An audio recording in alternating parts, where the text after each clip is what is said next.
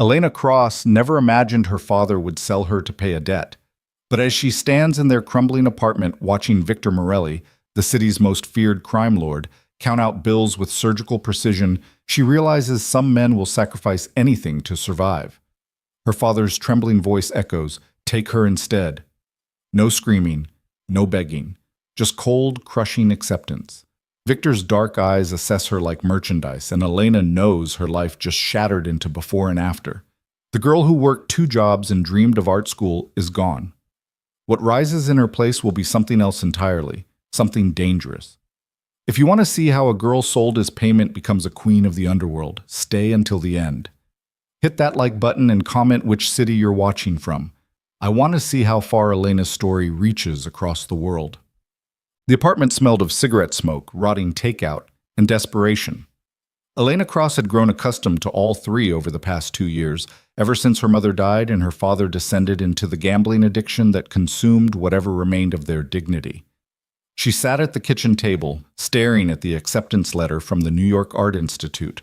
Full scholarship, housing included, a chance to escape this decaying existence. The letter had arrived 3 weeks ago. She'd read it so many times the creases were wearing thin. "Elena, get in here." Her father's voice carried that particular pitch of panic she'd come to recognize. Not the everyday anxiety of unpaid bills or angry landlords. This was different, deeper, more primal. She folded the letter carefully and slipped it into her pocket, then walked into the living room. 2 men stood by the door, both wearing expensive suits that looked obscenely out of place against the water-stained walls and threadbare furniture. Her father knelt on the floor between them, his face slick with sweat, his hands clasped together like he was praying. "Please," he wheezed, "I just need more time. 2 weeks. 1 week. I'll get the money, I swear." "Mr. Cross." The voice came from the hallway, smooth as aged whiskey and twice as dangerous. "We've had this conversation before." Elena's breath caught as Victor Morelli stepped into the apartment. She'd never seen him in person, only in newspapers and whispered conversations. The photos didn't capture the presence, the way he moved with absolute confidence, how his dark eyes seemed to catalog everything in a single glance. He was maybe 40, with silver threading through his black hair, wearing a charcoal suit that probably cost more than a year's rent. 2 more men followed him inside, both scanning the apartment with professional efficiency. Victor's gaze swept the room, pausing briefly on Elena before returning to her father. "You owe my organization $473,000, Mr. Cross. The interest accumulates daily. You haven't made a payment in 6 months." I know, but the horses. There's a sure thing coming up, if you could just front me." "No." The single word cut through her father's babbling like a blade. Victor walked further into the apartment, his polished shoes clicking against the cheap linoleum. He moved to the window, looking out at the city sprawled below them, 18 stories of broken dreams and desperate choices. "I'm a businessman, Mr. Cross, not a charity. When someone borrows from me, I expect repayment. When they can't repay, I expect collateral." He turned back, his expression utterly neutral. "You have neither." Elena watched her father's face crumble. She'd seen him cry before, after her mother's funeral, during the worst of his binges. But this was different. This was a man staring into the abyss and finding nothing to grab onto. "Please," her father whispered, "I'll do anything. Anything." "Will you?" Victor's eyebrow arched slightly. "Because I've heard that before. Last month you promised me a family heirloom, a painting, I believe, 19th century oil, supposedly valuable." "It was. It should have been worth. It was a reproduction. Worthless." Victor's voice remained calm, almost conversational. "You wasted my time, Mr. Cross. I don't appreciate that." One of Victor's men shifted slightly, his hand moving toward his jacket. Elena's pulse hammered in her ears. She'd read enough, seen enough movies, heard enough stories to know what happened when men like Victor Morelli ran out of patience. "My daughter!" Her father's voice cracked with sudden desperate inspiration. "My daughter, she's smart, educated, she knows about art, real art. She could work for you, help with your collections. She's..." "Dad, what are you..." "Oh, she's beautiful too. 22 years old, never been in trouble. She could..." "Stop." Elena's voice came out harder than she expected. "Just stop talking." Her father looked at her with wild, pleading eyes. Elena, please, you don't understand. I understand perfectly. She moved into the center of the room, forcing herself to meet Victor Morelli's gaze directly. Up close, his eyes were darker than she'd thought, almost black, with an intelligence that made her skin prickle. My father is offering me as payment for his debt. Is that correct? Silence fell across the apartment. Even her father stopped his whimpering. Victor studied her with the same careful attention he'd given the room earlier. You're very direct, Miss Cross. I prefer to understand the situation clearly. Her voice remained steady, despite the terror clawing at her chest. So I'm asking, is that what he's proposing? It appears to be. Victor tilted his head slightly, though I'm curious why you're not screaming or running or doing any of the things one might expect. Would it help? No. Then it would be a waste of energy. Elena crossed her arms, a defensive gesture she immediately regretted because it made her look smaller, weaker. Let me guess. You've already researched us. You know my mother died 2 years ago. You know I work at Romano's Cafe and take night classes in art history at the community college. You probably know my shoe size and my dental records. Something that might have been amusement flickered across Victor's face. 7.5. No cavities. Despite everything, Elena felt a hysterical laugh bubble up in her throat. She swallowed it down. So you know I'm not worth $473,000 as labor or anything else. True. But Victor moved closer, close enough that she could smell his cologne, something expensive and subtle, cedar and smoke. But your father's out of options, and I'm tired of wasting resources on a man who will never pay what he owes. So kill him and write off the debt. Her father made a strangled sound. Victor's expression didn't change. That's certainly one solution, he said quietly, but it's inefficient. A dead man pays nothing. A desperate man, however. He paused, his gaze still locked on Elena's face. A desperate man might offer something unexpected. I'm not a commodity. Everyone's a commodity, Miss Cross. The only question is price and terms. Victor stepped back, gesturing to one of his men. Show me the apartment. The man moved through the rooms quickly, opening closets and drawers with professional efficiency. Elena stood frozen, her mind racing through possibilities, each one worse than the last. Her father had collapsed into a chair, his face in his hands, shoulders shaking. Please, Elena, he whispered. I'm sorry. I'm so sorry, but they'll kill me. You sold me. The words tasted like ash. You offered me to him like I'm a car or a television. Just for a while. Just until I can get the money together, I'll figure something out. You'll what? Elena's voice rose despite her efforts to stay calm. Keep gambling, keep losing, keep making promises you can't keep? She turned away from him, unable to look at his pathetic, crumbling face any longer. Victor's man returned, leaning in to whisper something Elena couldn't hear.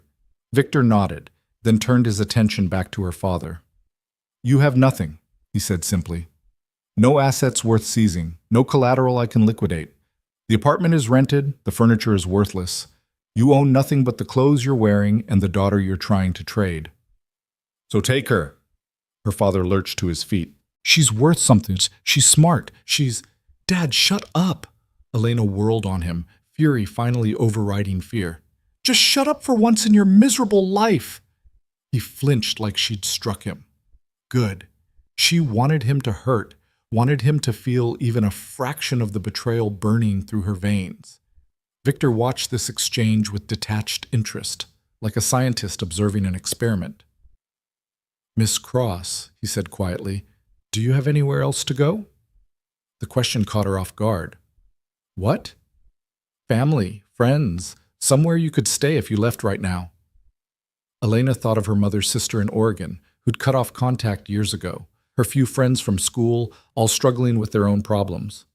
The acceptance letter in her pocket, meaningless without money for travel, food, a place to stay until the semester started. No, she admitted. Then you have 3 choices. Victor held up one finger. First, you walk out that door right now. Leave your father to face the consequences of his debts. You're not responsible for him. You'd let me go? You're not the one who owes me money. He raised a second finger. Second, you watch while my men collect the debt in other ways. It won't be pleasant, and it won't be quick. Her father whimpered. Third, Victor continued, raising a third finger, you come with me. Not as payment. Your father's debt is uncollectible, and I've wasted enough time on him. But as an employee, you claim to know about art. Prove it. Elena stared at him. You're offering me a job? I'm offering you a choice. Work for me for 1 year. Use whatever expertise you claim to have. If you're valuable, you stay on my payroll. If you're not, he shrugged, we reassess. And my father? Is no longer my concern. The debt is written off. Victor's expression hardened. But if I see him in any of my establishments, if he tries to borrow from my organization again, if he even speaks my name, the offer expires and the debt reinstates with interest. Am I clear, Mr. Cross? Her father nodded frantically. Yes, thank you. I wasn't finished. Victor's voice dropped to a temperature that made ice seem warm. If your daughter accepts my offer and I discover you've contacted her, harassed her, or caused her any problems whatsoever, I will revisit this conversation, and I will be far less generous. The apartment fell silent again. Elena felt dizzy, like the floor was tilting beneath her feet. This couldn't be happening. 20 minutes ago, she'd been reading her acceptance letter and planning her escape. Now she was being offered a job by the city's most notorious crime lord while her father sobbed in the corner. What kind of work? She asked. Art authentication, acquisition, appraisal. I collect. Victor gestured around the shabby apartment. Obviously, I need better judgment than your father's fake heirloom. I'm still in school. I haven't finished my degree. Did I ask about your degree? Victor pulled out his phone, scrolling through something. You've taken courses in Renaissance art, classical sculpture, modern American painting, and art fraud detection. Your professors note that you have an exceptional eye for detail and an unusual ability to spot forgeries. That's what I need. Elena's mind reeled. He really had researched her. What if I say no? Then you walk out that door and never look back. I'm not in the business of forcing people into servitude, Miss Cross. That's inefficient and creates resentment. I prefer willing employees who have something to gain. And what would I gain? Victor smiled for the first time, a cold expression that didn't reach his eyes. Freedom from this. He gestured at the apartment, at her father, at the entire suffocating life she'd been trying to escape. A salary of $75,000 per year. Housing in one of my properties. Safety from anyone who might want to use you against me. And most importantly, distance from him. He said the last word with such casual contempt that her father flinched. Elena looked at her father, really looked at him. The man who'd once carried her on his shoulders through art museums, who'd taught her to see the world in colors and shapes and light. The man who'd crumbled after her mother's death, who'd turned to cards and horses and desperate bets to fill the void. The man who'd just tried to sell her to save his own skin. The man she needed to leave behind or be dragged down with him. 1 year, she said slowly. 1 year, Victor confirmed. After that, we renegotiate based on your performance. And if I try to leave before that, then you owe me for housing, training, and the security risk of knowing my business operations. Shall we say $473,000? Elena almost laughed at the bitter irony.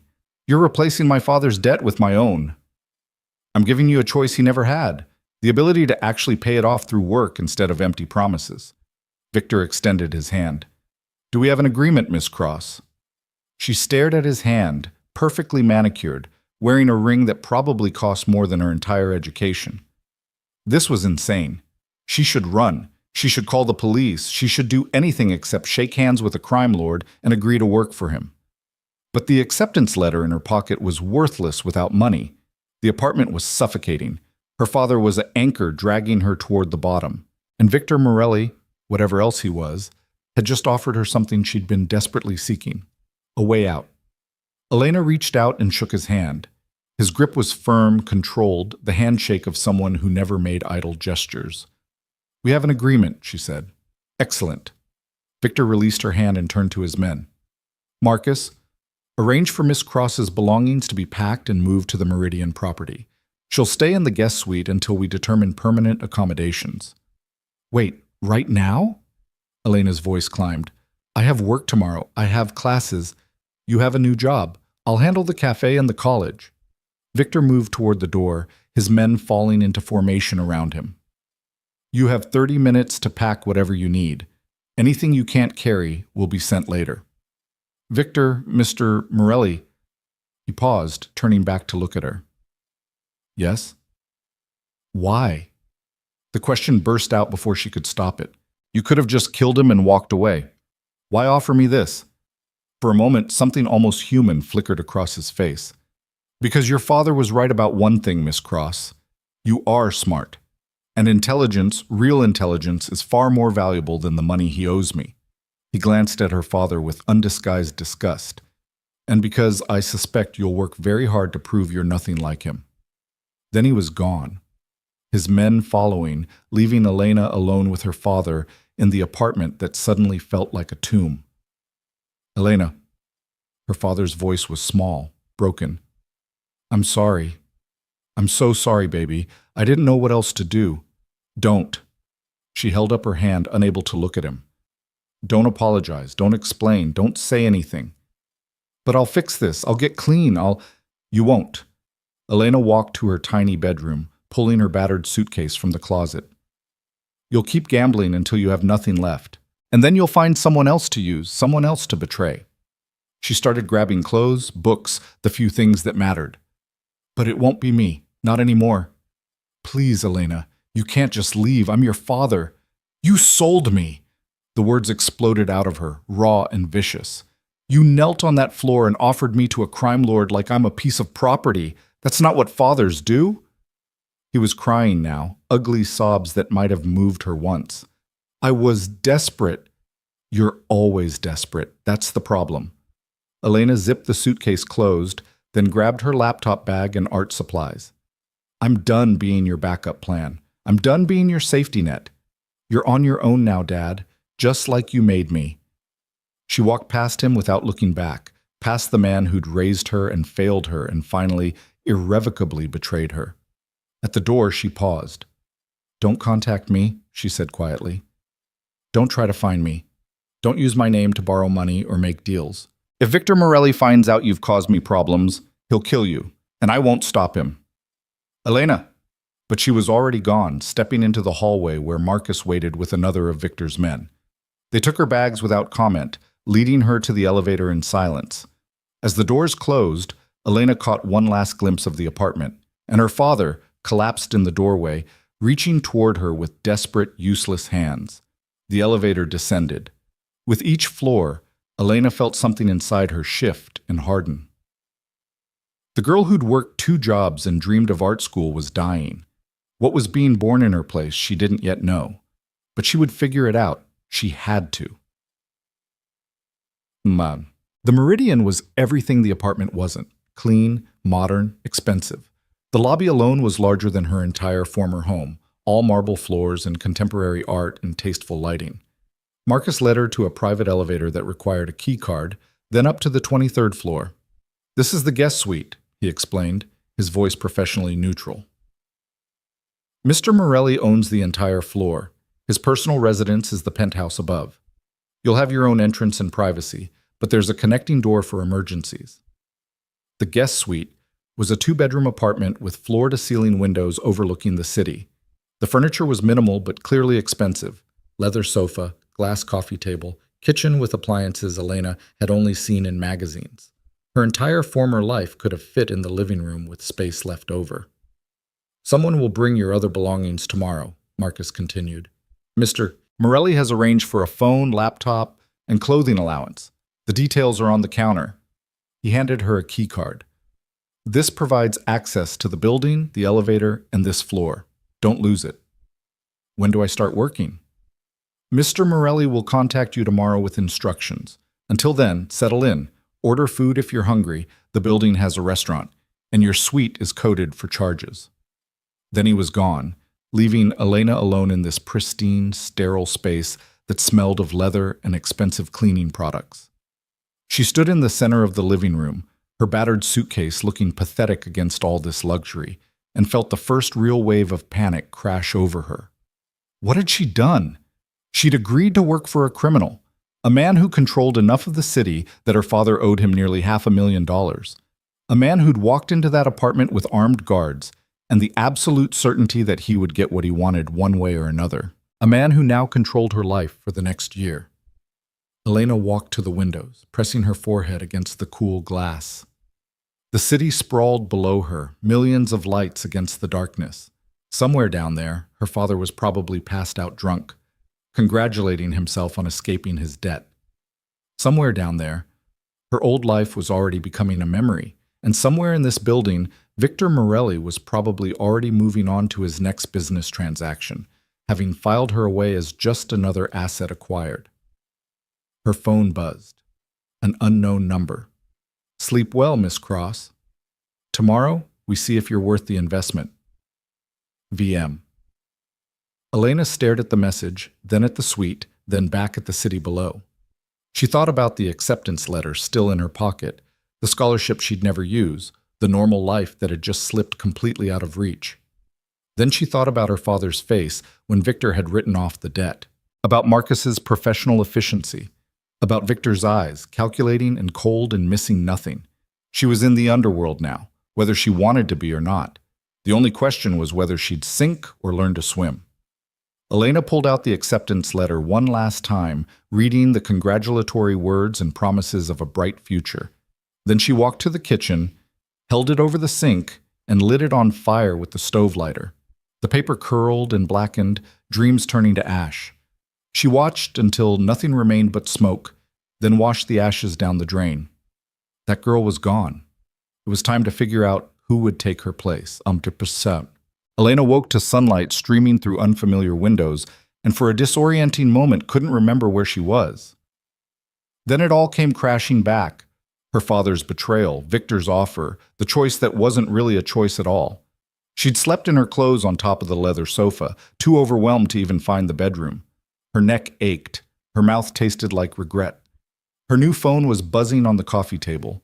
A text from an unknown number, car arriving at 8 a.m. Dress professionally. Bring your portfolio if you have one. VM. Elena checked the time.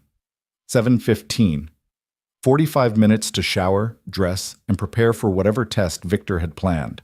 She found the bedroom, a space larger than her old apartment's living room, with a king-sized bed and an attached bathroom that featured both a rain shower and a separate soaking tub. The closet held a few items of clothing, all in her size, all expensive brands she recognized from window shopping. He'd thought of everything. Elena showered quickly, then stood in front of the closet trying to decide what professionally meant for a crime lord's new employee. She settled on black slacks, a silk blouse, and a blazer, conservative but well-made. She pulled her dark hair into a neat bun and applied minimal makeup. Her portfolio was in her laptop bag, photos of art pieces she'd authenticated for class projects, her final paper on identifying 19th century forgeries, letters of recommendation from professors who probably would have warned her away from this if they'd known. Too late now. The car was exactly on time, a black sedan with tinted windows and a driver who introduced himself simply as Thomas. The ride took 30 minutes, leaving the residential district and heading into the warehouse area near the docks. Not what Elena had expected. Thomas pulled up to a nondescript building with no signage. "Mr. Morelli is waiting inside." The door was unlocked. Elena stepped into a space that had clearly been converted from warehouse to storage facility. Climate-controlled, with professional lighting and rows of metal shelving. And everywhere, art. Paintings covered the walls, sculptures occupied pedestals, smaller pieces rested in protective cases. It was a collection worth millions, maybe tens of millions, ranging from classical to contemporary. Victor stood at the far end, examining a large canvas. He'd traded his suit for dark jeans and a black sweater, looking almost casual except for the expensive watch and the gun visible in a shoulder holster. "Miss Cross." He didn't turn around. "What do you see?" Elena approached carefully, studying the painting. It was supposedly an early Picasso, blue period, a melancholic figure hunched in shadow. "A very good forgery," she said. Now Victor turned. Explain. The canvas is wrong. Picasso used a specific type in that period. You can tell by the weave pattern. This is close, but not exact. Elena moved closer, not touching, but examining every detail. The pigments are also wrong. Chemical analysis would confirm it, but even visually, the blue has too much vibrancy. The genuine pieces from his blue period have a flatter, more somber quality. This was painted to look sad, not created from sadness. The dealer authenticated it. The dealer was wrong or lying. Elena met his eyes. How much did you pay? $250,000. She winced. Then the dealer was definitely lying. Victor's expression remained neutral, but something flickered behind his eyes. Approval, maybe, or interest. Show me what else is wrong. For the next 3 hours, Elena moved through the collection, identifying 6 more forgeries and 3 pieces of questionable provenance. Victor followed silently, occasionally asking questions, more often simply watching her work. She forgot to be nervous, lost in the familiar comfort of analysis and authentication. This one, she said, stopping in front of a small Renaissance panel, is genuine, probably worth 5 times what you paid for it. How can you tell? The craquelure, the crack patterns in the paint. They're consistent with authentic aging, and they match the wood's expansion and contraction over centuries. Also, there's underdrawing visible with the right light. She pulled out her phone, switching on the flashlight and angling it carefully. See? The artist made changes, corrections. Forgers don't do that. They copy the final product. Victor moved closer, studying where she indicated. I've owned that piece for 3 years. My previous expert called it probably 18th century minor artist. Your previous expert was incompetent. Elena straightened. This is late 15th century, likely from the workshop of Gentile Bellini. It's not signed, but the technique and composition match his style. You should have it properly authenticated by a major museum, but I'd estimate its value at minimum $2 million. And you can determine all this from looking at it? I can develop educated theories that proper scientific testing can confirm or deny. But yes, I can look at a painting and know if it's telling the truth or lying. Useful skill. Victor pulled out his phone, making a note. The forgeries. Can you prepare detailed reports on each one, including how to identify them and who likely produced them? Yes, but that will take time and access to reference materials. You have access to whatever you need. There's an office set up on the 2nd floor. Computer, research databases, authentication equipment. He gestured toward a metal staircase. I'll have the pieces you flagged moved up there. Elena blinked. You're really just letting me work? Just like that? You've identified 7 forgeries in 3 hours and found me a piece worth 20 times what I paid for it. That's a better return on investment than most of my businesses. Victor started walking toward the stairs. Come on, I'll show you the office. The 2nd floor had been converted into a professional workspace. Desk, computer, high-powered lamps, magnification equipment, reference library. Everything she'd need for proper authentication work. This is... Elena struggled for words.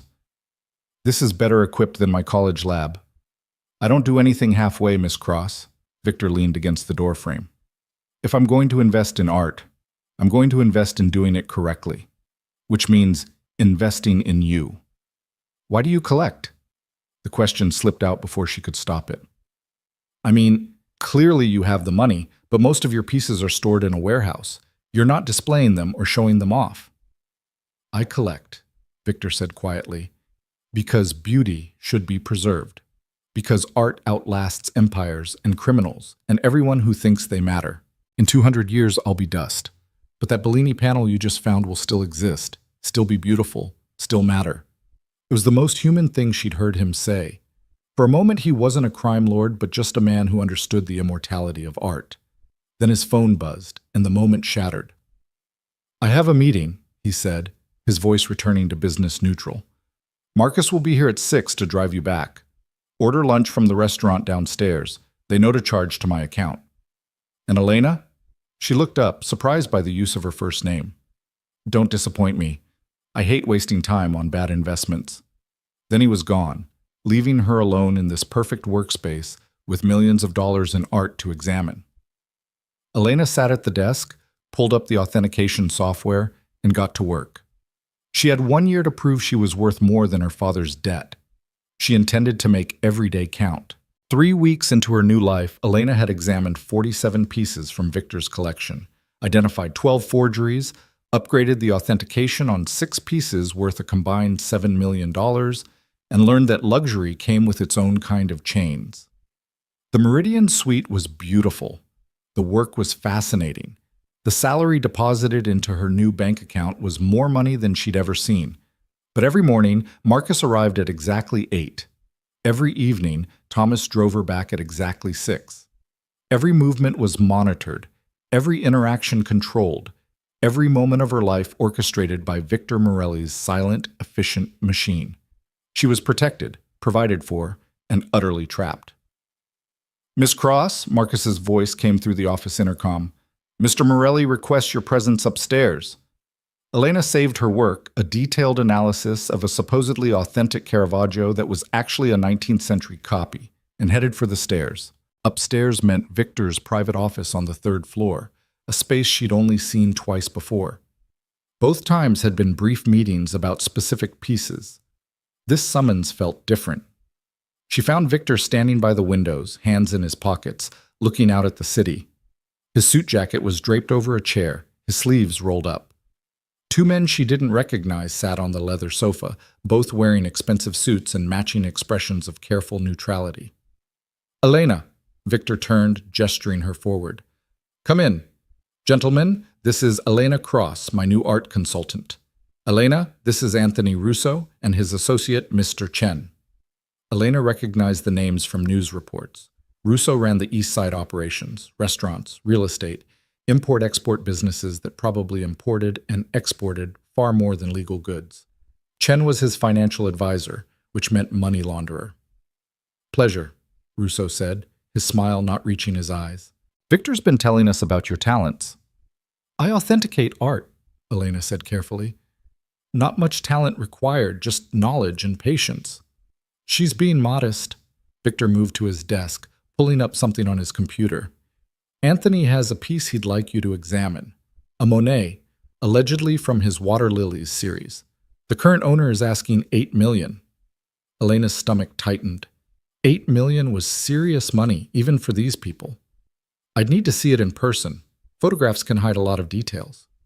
"That's why we're going to the owner's home tonight." Victor looked at her steadily. "You, me, Anthony, and Mr. Chen.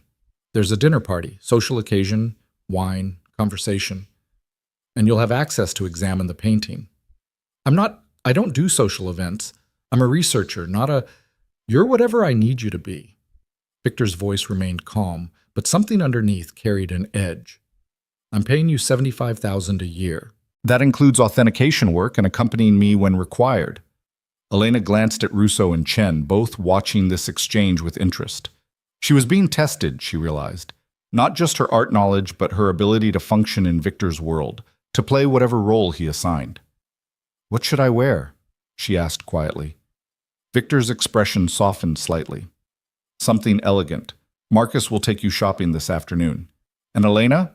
The owner, Richard Castellano, has no idea who I am or what I do. As far as he knows, I'm a legitimate businessman interested in expanding my collection. You're my expert consultant, nothing more." "Understood." "Good." He turned back to Russo. "We'll finalize the other matters later. Elena, Marcus is waiting downstairs." She was being dismissed. Elena nodded to the men and left, her mind already racing through what this meant. A dinner party with criminals pretending to be legitimate. A $8 million painting that may or may not be real.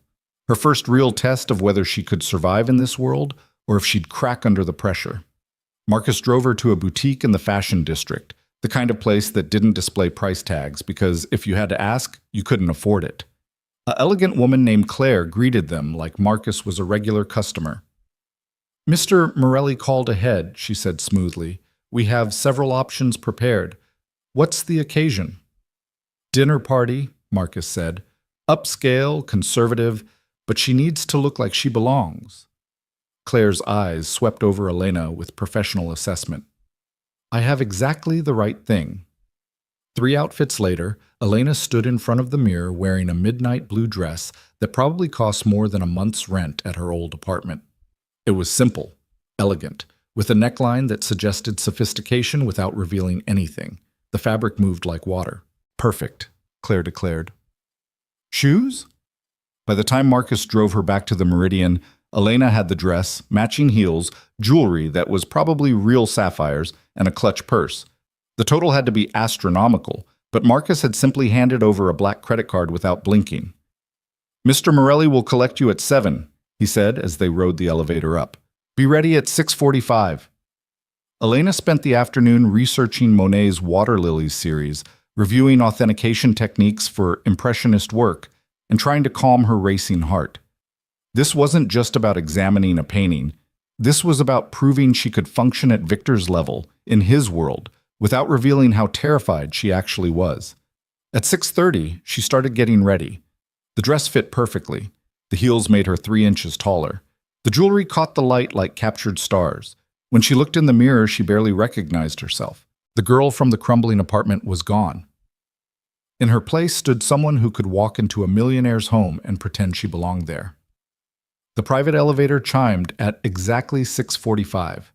Elena grabbed the clutch, which held her phone, a small magnifying glass, and a notepad, and stepped out into the hallway. Victor waited by his door, and Elena's breath caught.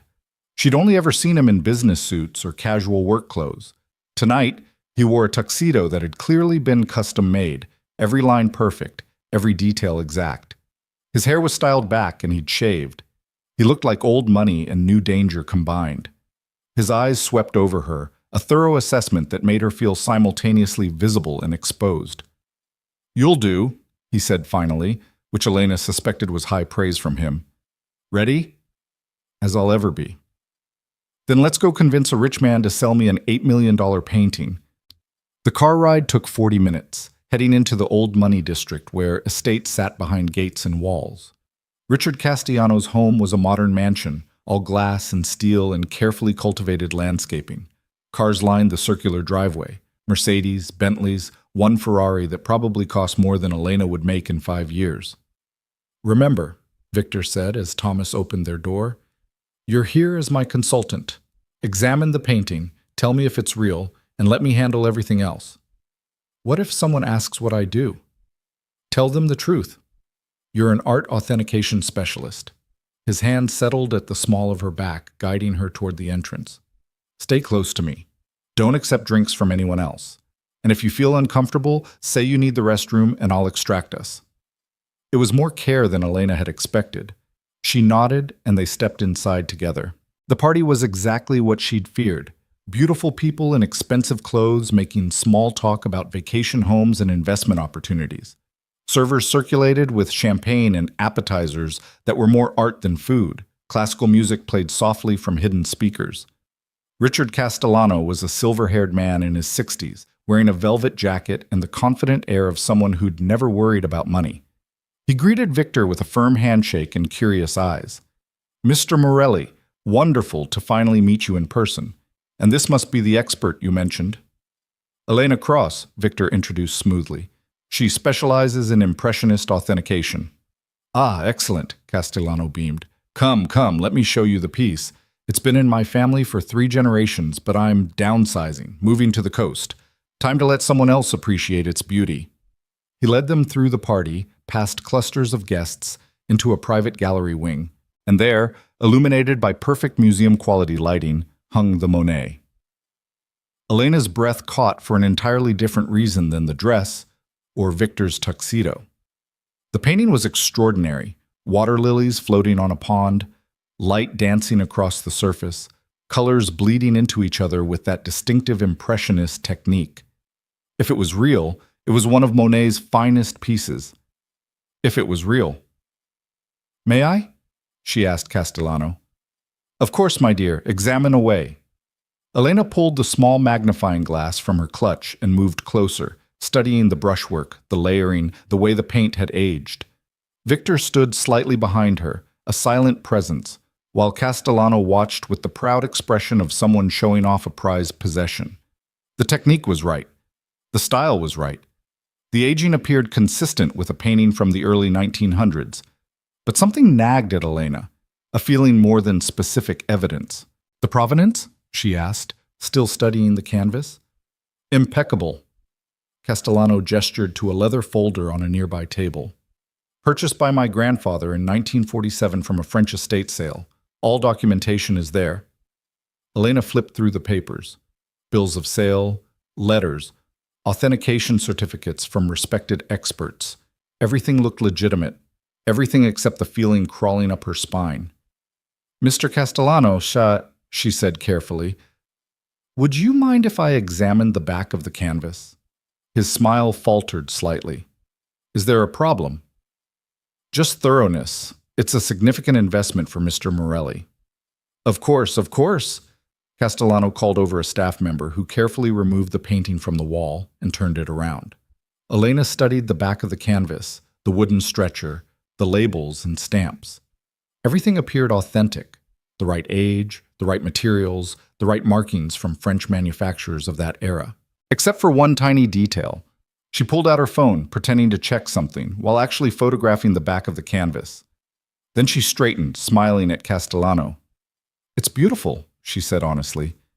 Mr. Morelli, could I speak with you privately for a moment? Victor's expression didn't change, but she saw the slight tension in his shoulders. Of course. Excuse us, Richard. They stepped into the hallway, and Elena kept her voice low. The painting is fake. You're certain? 95%. The canvas has a watermark that wasn't used by that manufacturer until 1952. Monet died in 1926. The painting supposedly dates to around 1920. The math doesn't work. Victor's jaw tightened slightly. Could the canvas have been replaced? Restoration? Possible, but the documentation doesn't mention any restoration work, and if the canvas was replaced, that should have been disclosed. Elena met his eyes. It's a very good fake, probably painted by someone with genuine talent using period-appropriate techniques, but it's not a Monet. $8 million for a fake. He might not know. His grandfather could have been deceived, and the family just assumed it was real based on the documentation. Elena hesitated. Or he knows exactly what he's selling and hopes you won't check carefully. Victor was silent for a long moment, his expression unreadable. Then he smiled, a cold expression that made Elena's stomach tighten. Wait here, he said quietly, and walked back into the gallery. Elena stood in the hallway, listening to the muffled sounds of the party, wondering what she'd just set in motion. 5 minutes passed. 10. She was considering whether to go back in when Victor emerged, Castellano following with a noticeably paler complexion. Thank you for your hospitality, Richard, Victor said, his tone perfectly pleasant. Unfortunately, my schedule just became complicated. We'll have to continue this conversation another time. Of course. Of course. Castellano's smile was strained. I'll have my people contact yours.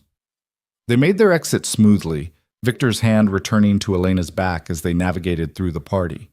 In the car, with Thomas driving them away from the estate, Elena finally asked the question burning in her mind. What did you say to him? I told him my expert had some concerns about the authentication. I asked if he'd be willing to have it examined by a museum-quality lab before we proceeded. Victor's expression was neutral. He declined rather quickly. So he knew. He knew. Victor turned to look at her, and for the first time she saw genuine approval in his eyes. You just saved me $8 million and a significant loss of reputation. That watermark detail, most authenticators would have missed it. I almost did. It was just instinct that something felt wrong. Trust your instincts. They're clearly good. He settled back in his seat. How would you like to go to a real party? Elena blinked. What? It's not even 9 o'clock. You're dressed for it, and you just proved yourself valuable enough that I think you've earned some actual fun. Victor pulled out his phone. There's a gallery opening downtown. Contemporary art, which I know isn't your specialty, but the wine is good, and the company is better than Castellano's pretentious friends. I thought I was just an employee. You are. An employee who just demonstrated excellent judgment and saved me a fortune. Consider it a bonus. His phone buzzed with a response. We're expected in 30 minutes. The gallery was everything Castellano's party wasn't. Young, energetic, filled with actual artists and critics instead of rich collectors. The art was aggressively modern, some of it brilliant, most of it trying too hard. But the atmosphere was alive, electric with genuine passion instead of performed sophistication. Victor moved through the crowd with the same controlled confidence he brought everywhere. But Elena noticed people treated him differently here. Respectfully, but without the fear she'd seen from Russo and Chen. Here, he was just another collector, and she was just another expert. Elena Cross, a woman approached, maybe 40, wearing paint-stained jeans and a leather jacket. Victor said you authenticated the Castellano piece. How bad was it? Elena glanced at Victor, who nodded slightly. Canvas watermark from 26 years after the artist died. The woman laughed, loud and genuine. Richard tried selling me that same painting 2 years ago. I told him it smelled wrong. He didn't appreciate my professional opinion. She extended her hand. Diana Marsh. I run the forensic art lab at the university. You're Diana Marsh? Elena shook her hand, slightly starstruck. I used your textbook in my authentication class. The one with the terrible cover photo? Yeah, that's me. Diana grinned.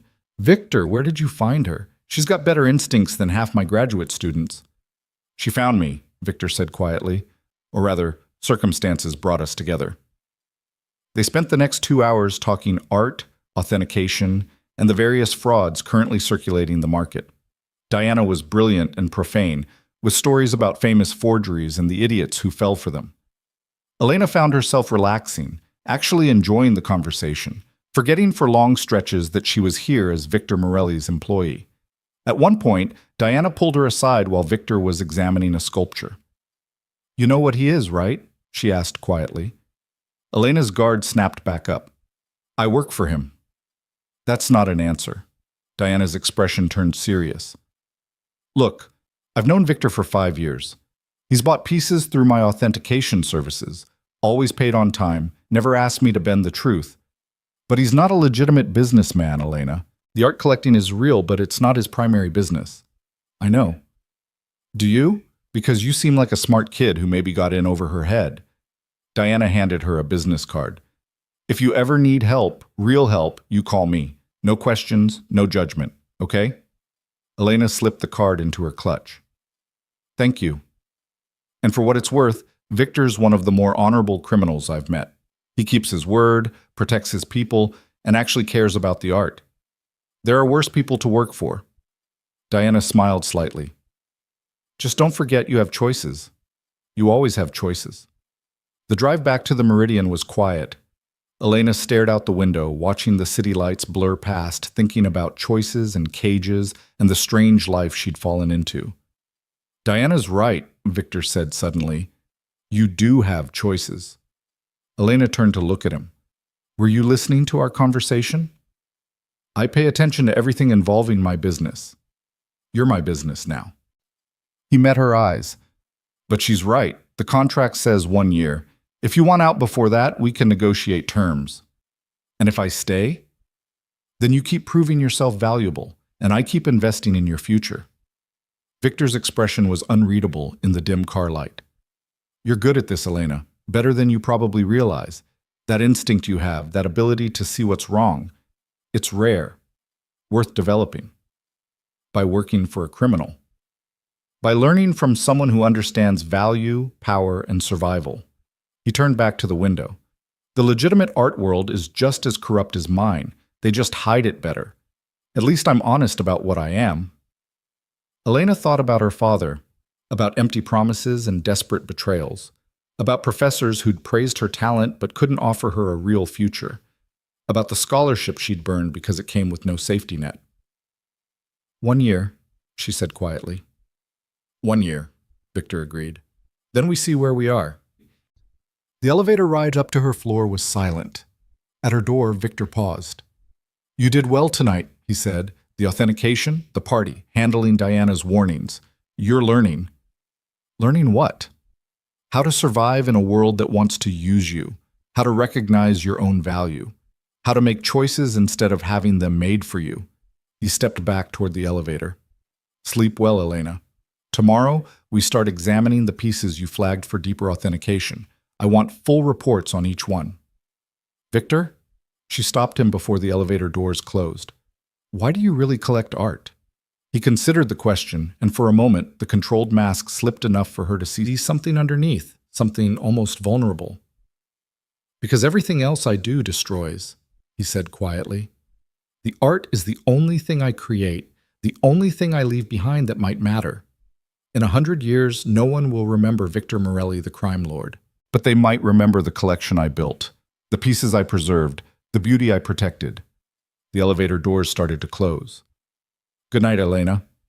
She stood in the hallway long after he was gone, thinking about destruction and creation, about the man who dealt in violence but cherished beauty, about the strange partnership they were building one authentication at a time. Then she went inside, hung the expensive dress carefully in the closet, and pulled out her laptop. She had reports to write, pieces to examine, a future to build in this golden cage. And maybe, just maybe, she was starting to understand how to make the cage work for her instead of against her. Tomorrow would bring new tests, new challenges, new opportunities to prove her worth. But tonight, for the first time since her father's betrayal, Elena felt something other than trapped. She felt like she might actually survive this, and if she was very smart and very careful, she might even thrive. The authentication reports took Elena 3 weeks to complete, working 12-hour days in the warehouse office, while Victor's world continued to turn around her. She documented every forgery with scientific precision, traced their likely origins, even identified the workshops that had produced them. The work was absorbing enough that she almost forgot she was working for a criminal organization. Almost. The reminder came on a Tuesday morning when she arrived at the warehouse to find Victor in a conference with 6 men she'd never seen before. Their voices carried down from the third-floor office, tense and sharp. Marcus intercepted her at the entrance. "Work from the suite today," he said quietly.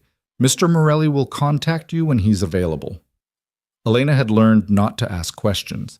She returned to the Meridian, spread her research across the dining table, and tried to focus on a disputed Rembrandt sketch. But the tension from the warehouse had followed her home, settling in her chest like a weight. Her phone buzzed at 2 in the afternoon. "Dinner tonight. The restaurant downstairs, 7 p.m. Wear the blue dress. VM." Elena stared at the message, parsing the unusual details. Victor never invited her to dinner. Their interactions were professional, bounded by authentication work and the occasional gallery event. This felt different. The restaurant occupied the Meridian's ground floor, a place Elena had only ordered takeout from. She arrived at precisely 7, wearing the midnight blue dress from the Castellano party, and found Victor already seated at a corner table. He'd positioned himself with his back to the wall, a habit she'd noticed, always aware of exits, always watching the room. "Thank you for coming," he said as she sat. No Marcus, no guards visible. Just the two of them in a restaurant filled with wealthy patrons who had no idea they were dining near one of the city's most powerful criminals. "Your message didn't really sound optional." It wasn't. Victor poured wine into her glass, an expensive red that probably cost more than her old monthly rent. "I need you to attend an event with me this Saturday. A gala at the Metropolitan Museum. High profile, lots of collectors, and a special exhibition of Renaissance art that several of my competitors will be attending." Competitors in the art world or the other world? Both in this case. Victor's expression was carefully neutral. "Carlo De Luca runs operations on the west side. We have an understanding, a balance of power that's kept the peace for 5 years. But Carlo's nephew Marco has been making noise about expanding into my territories. This gala is neutral ground, a chance to assess the situation without violence." Elena's stomach tightened. "And you need me there because?" "Because you're brilliant at reading art, and I need you to read people. Marco fancies himself a collector. He'll be showing off, trying to prove he's as sophisticated as his uncle. I want you to observe him, engage him if possible, and tell me what you see." Victor leaned forward slightly. "Can you do that? You want me to spy on your rival at a museum gala. I want you to do what you already do. Authenticate what's real and spot what's fake. Only this time, the subject is a person instead of a painting." It should have been terrifying. It was terrifying. But underneath the fear, Elena felt something else. A thrill of being trusted, of being seen as valuable for more than just her technical expertise. What happens if Marco is planning something? Then we'll deal with it. But I'd rather know beforehand than be surprised. Victor's dark eyes held hers. I wouldn't ask if I didn't think you could handle it. You've proven yourself capable of operating in difficult situations. Elena thought about the Castellano party, about holding her composure while examining an $8 million forgery, about learning to navigate Victor's world without losing herself in it. The blue dress again? Something more dramatic. I'll have Claire send options tomorrow. Victor raised his wine glass slightly. To your continued excellent judgment. She touched her glass to his, sealing an agreement that felt far more significant than authenticating artwork. The gala preparations consumed the next 4 days. Claire arrived with 3 dresses, each more stunning than the last. Elena chose a deep burgundy gown with an open back and a neckline that suggested elegance without being provocative.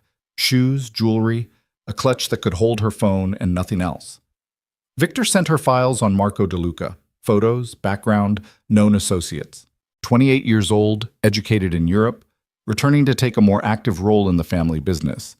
Ambitious, arrogant, and according to Victor's sources, resentful of the power structure that kept his uncle negotiating with rivals instead of dominating them.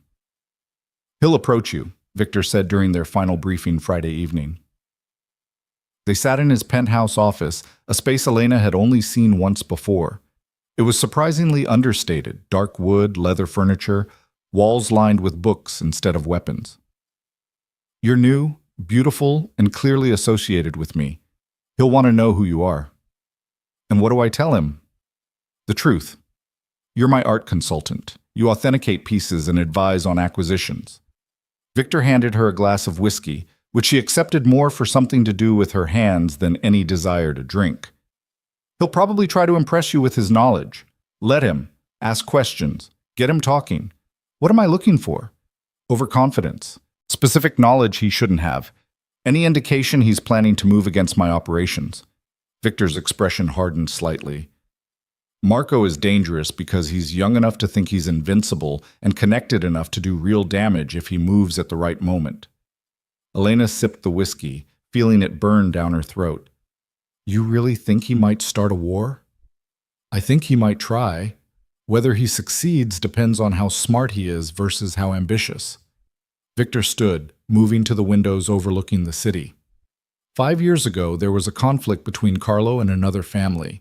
It ended with 17 dead and half the east side in chaos. We established the current balance to prevent that from happening again. But Marco wasn't part of those negotiations. He didn't see the bodies. And if he forces a conflict? Then a lot of people die, including possibly me. Victor turned back to face her, which is why I need to know what he's planning before he makes his move. The weight of what he was asking settled fully onto Elena's shoulders. This wasn't about art anymore. This was about survival, about preventing violence, about playing a role in a world where mistakes got people killed. I'm not qualified for this, she said quietly. You're more qualified than you think. You spot deception for a living, Elena. You see what's fake and what's real. That skill applies to people just as much as paintings. He returned to his desk, pulling out a small box. And you'll have some protection. Inside the box was a delicate bracelet, platinum with small diamonds, beautiful and expensive, exactly the kind of jewelry someone at a museum gala would wear. There's a tracking device embedded in the clasp, Victor explained. If something goes wrong, if you feel threatened, press the largest diamond 3 times quickly. My security team will have your location and reach you within minutes. Elena stared at the bracelet, at the casual way Victor discussed her potential danger. Has anyone ever told you that your world is completely insane? Frequently, usually right before they either run away or dive in deeper. He met her eyes. You still have a choice, Elena. I can attend the gala alone, find another way to gather information about Marco. You don't have to do this. She thought about the girl in the crumbling apartment, powerless and trapped, about her father selling her to save himself, about every moment in her life when someone else had made choices for her. What time should I be ready tomorrow? She asked. Victor's expression showed approval, maybe even respect. 6:30.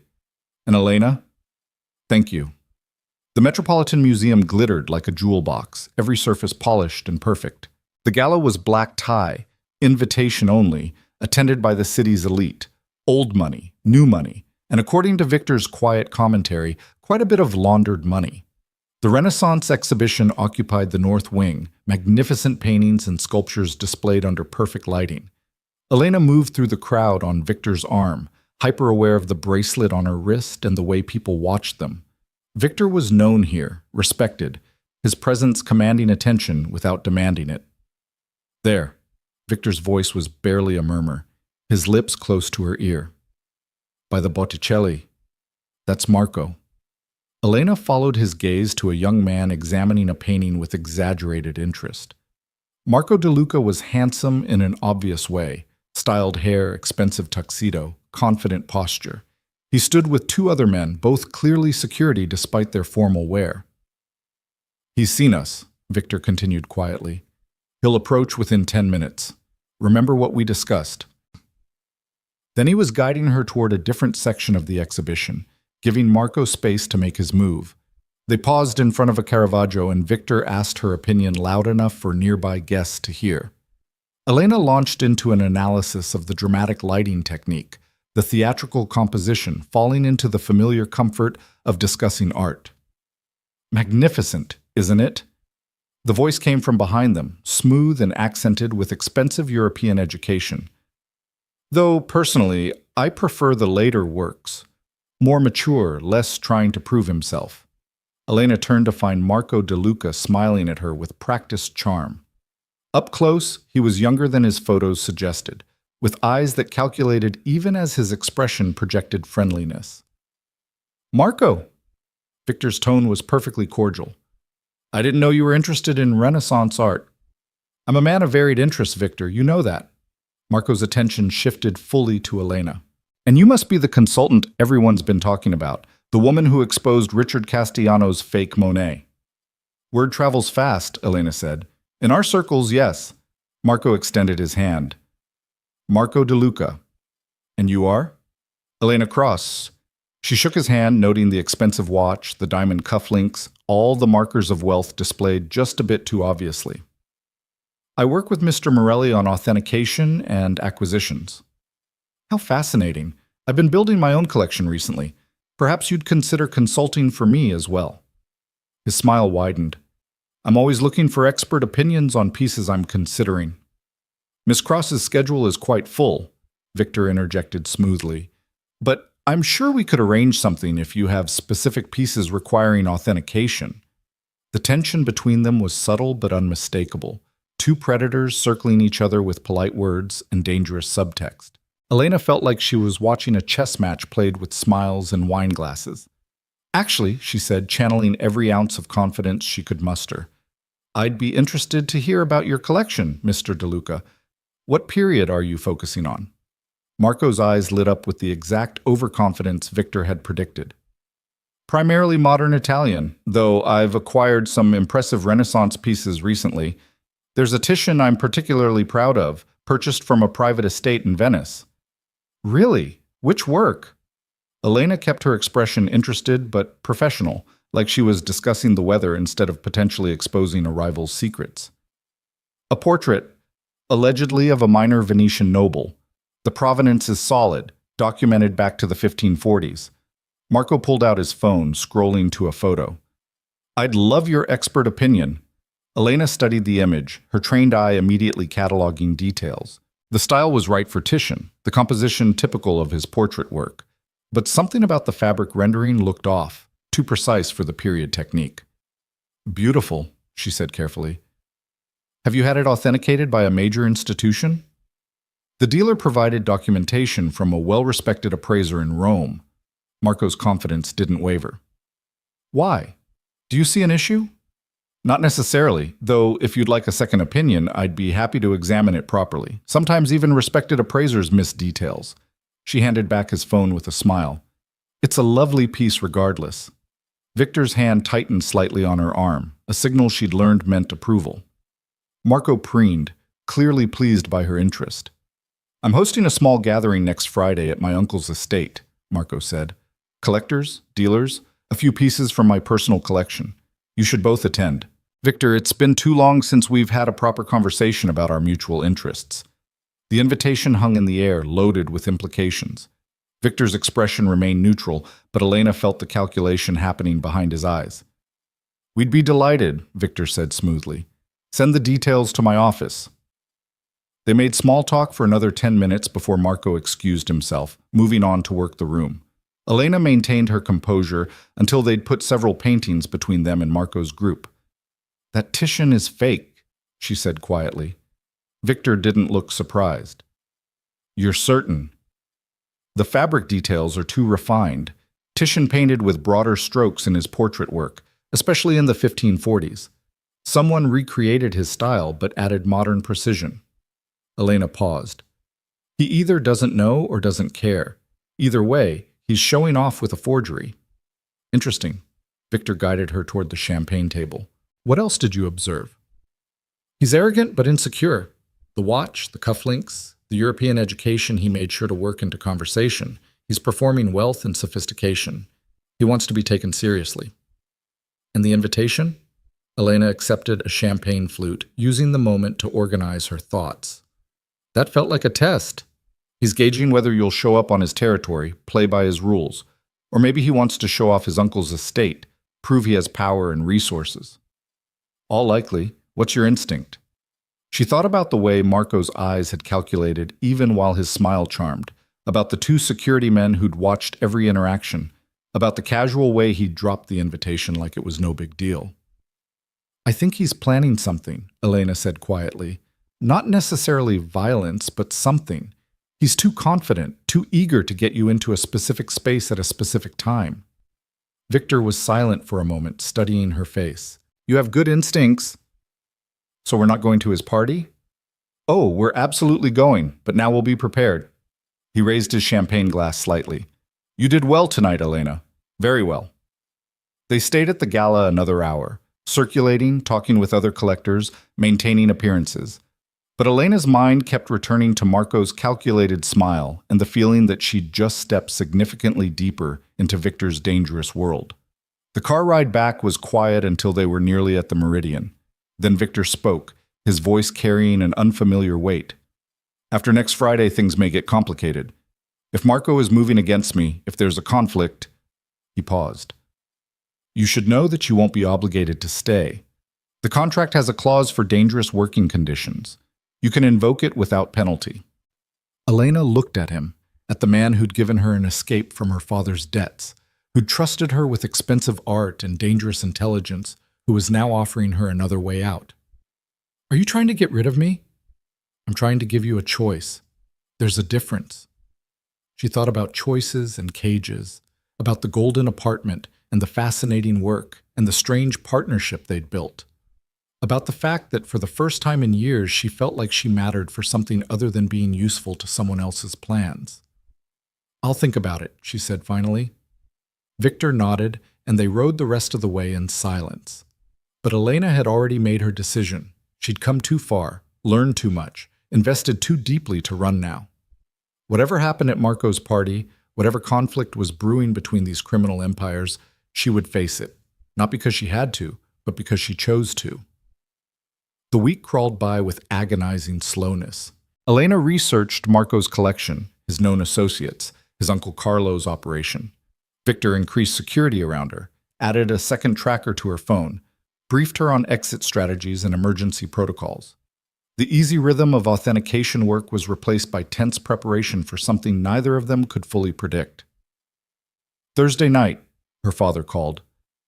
Elena stared at the unknown number lighting up her phone, debating whether to answer.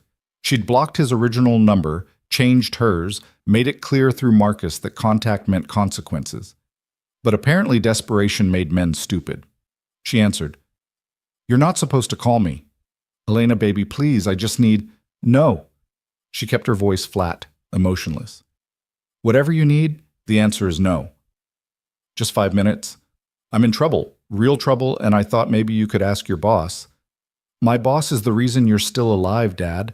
The deal was you stay away from me and his organization. Calling me violates that deal." "But I didn't go to him.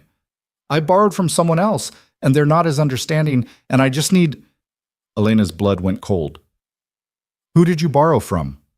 Silence on the other end, thick with fear and regret. "Dad, Who did you borrow from? DeLuca, Marco DeLuca. He said it would be fine, said he was friendly with your boss, said... Elena hung up and immediately called Victor. He answered on the first ring. What's wrong? My father borrowed money from Marco DeLuca. He just called asking me to intervene. The silence on Victor's end was more terrifying than any response could have been. When he finally spoke, his voice carried the cold precision of someone calculating angles and threats. How much does he owe? He didn't say, but he's scared. He should be. Marco doesn't loan money to nobodies without a reason. Another pause. This is a trap, Elena. Marco found out about your father, loaned him money knowing he couldn't pay it back, and now he's going to use that debt to leverage you. To get to you. Yes. Victor's voice hardened. Stay in the suite. Lock the doors. I'm sending Marcus and 2 other men to stand watch. Don't answer calls from numbers you don't recognize. Don't go anywhere until I tell you it's safe. What about my father? What about him? He made his choice when he violated our agreement and went to my rival. He put you at risk for his gambling debt. Again. Elena wanted to argue, to defend the man who'd raised her despite his failures. But Victor was right. Her father had endangered her twice now, and she couldn't keep paying for his mistakes. Okay, she said quietly. I'm serious, Elena. Marco will try to use him to get to you. Don't let guilt make you vulnerable. I won't.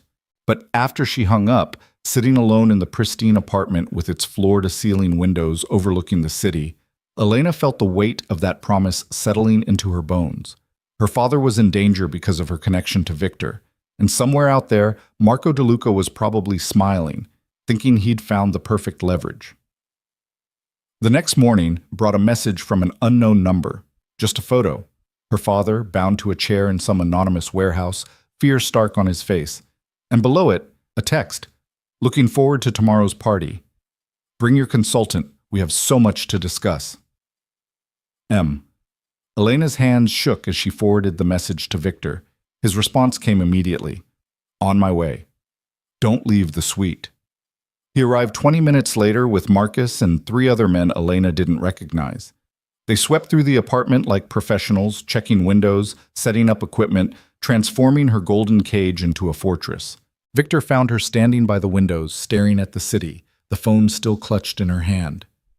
This is my fault, she said quietly. I should have. This is Marco's fault for thinking he could use an innocent against me. Victor's voice was steel wrapped in ice. And your father's fault for being stupid enough to borrow from a man who wants to kill me. What are you going to do? What I should have done when Marco started making noise about expansion. I'm going to end this. He moved to stand beside her, both of them looking out at the city sprawled below. The party tomorrow is still happening, but we're changing the terms. How? By giving Marco exactly what he wants, you walking into his trap.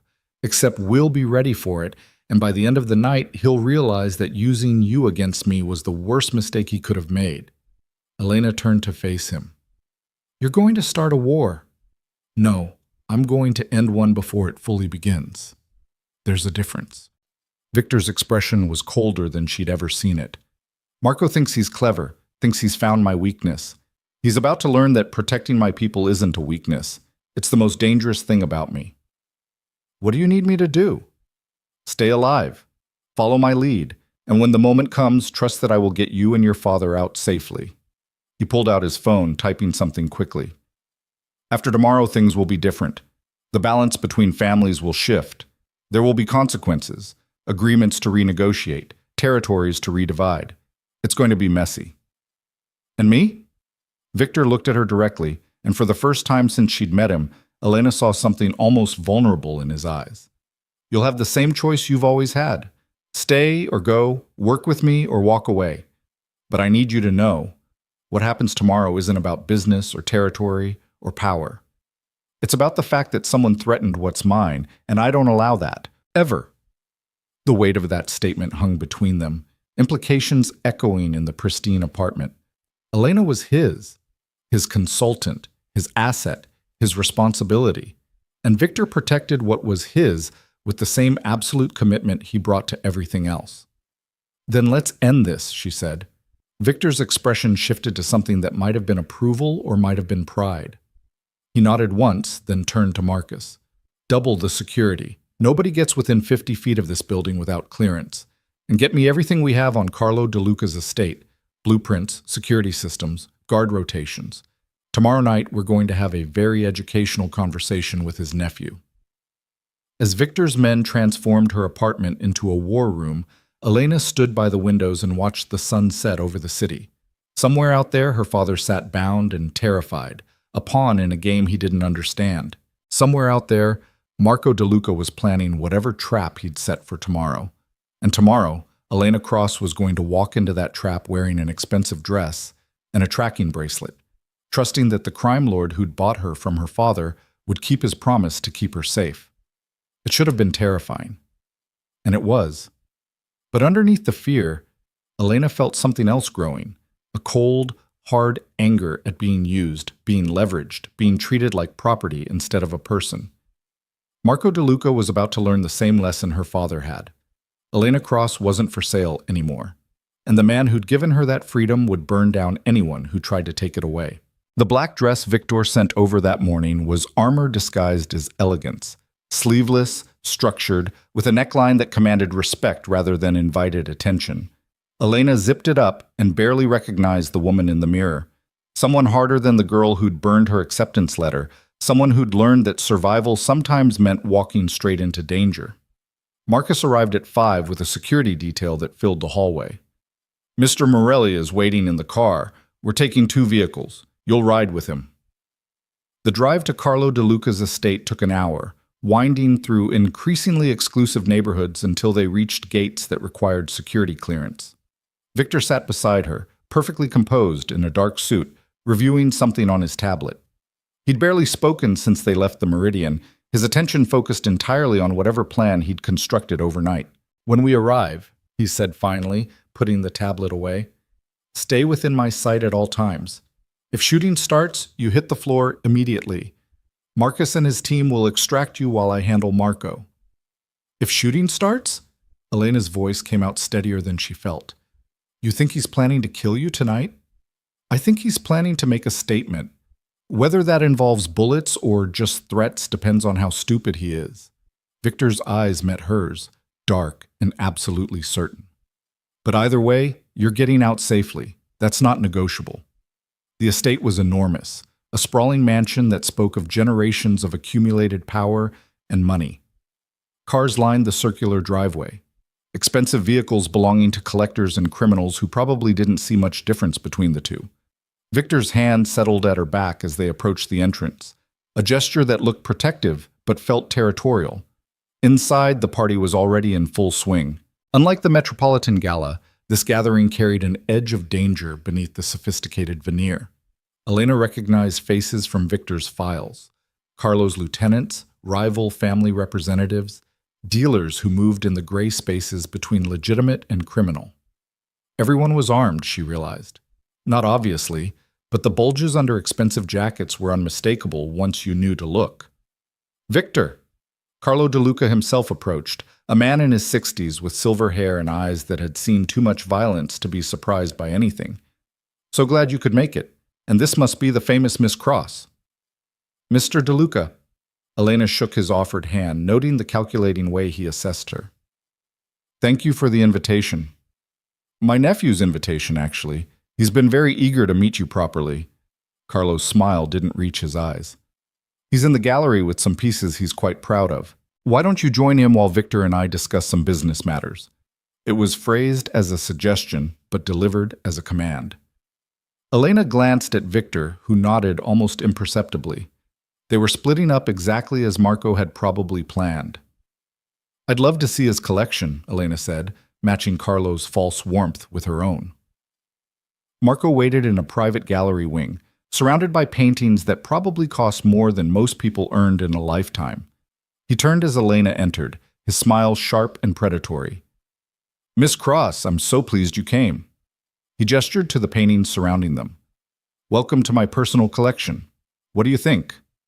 Elena moved slowly through the room, examining each piece with professional attention while her mind raced through exit strategies and emergency protocols. The Titian she'd seen photos of hung prominently, still fake despite Marco's obvious pride in it. A supposed Raphael sketch occupied another wall, equally dubious. Marco's collection was impressive in scale but questionable in authenticity. "You have expensive taste," she said carefully. "I have refined taste. There's a difference." Marco moved closer, invading her space just enough to be uncomfortable. "I understand your father owes me quite a bit of money." There it was, the trap springing closed. "My father's debts aren't my concern," Elena said, keeping her voice level. "Really? Because I have him in a very uncomfortable position right now. Literally. Would you like to see?" He pulled out his phone, showing her a live video feed. Her father, still bound to the chair, now with visible bruises on his face. Someone off camera said something Elena couldn't hear, and her father flinched. "What do you want?" Elena forced herself to look away from the screen, to meet Marco's eyes directly. "I want you to understand your position, Miss Cross. You work for a man whose power is slipping. My uncle has been patient with Victor's independence, but times are changing, territories are shifting, and people who align themselves with the wrong side end up suffering for it." Marco's smile widened. "Your father, for instance. He's suffering quite a bit right now because of your poor choice in employers." "Victor didn't make my father borrow money from you." "No, but Victor did take you from a man who owed him money and turn you into an asset. Property changing hands, really. And now I'm offering you a chance to change hands again, this time to someone with an actual future." He gestured to the paintings around them. "Work for me instead. Authenticate my collection, advise my acquisitions, and your father walks away debt-free. Refuse, and I make an example of both of you."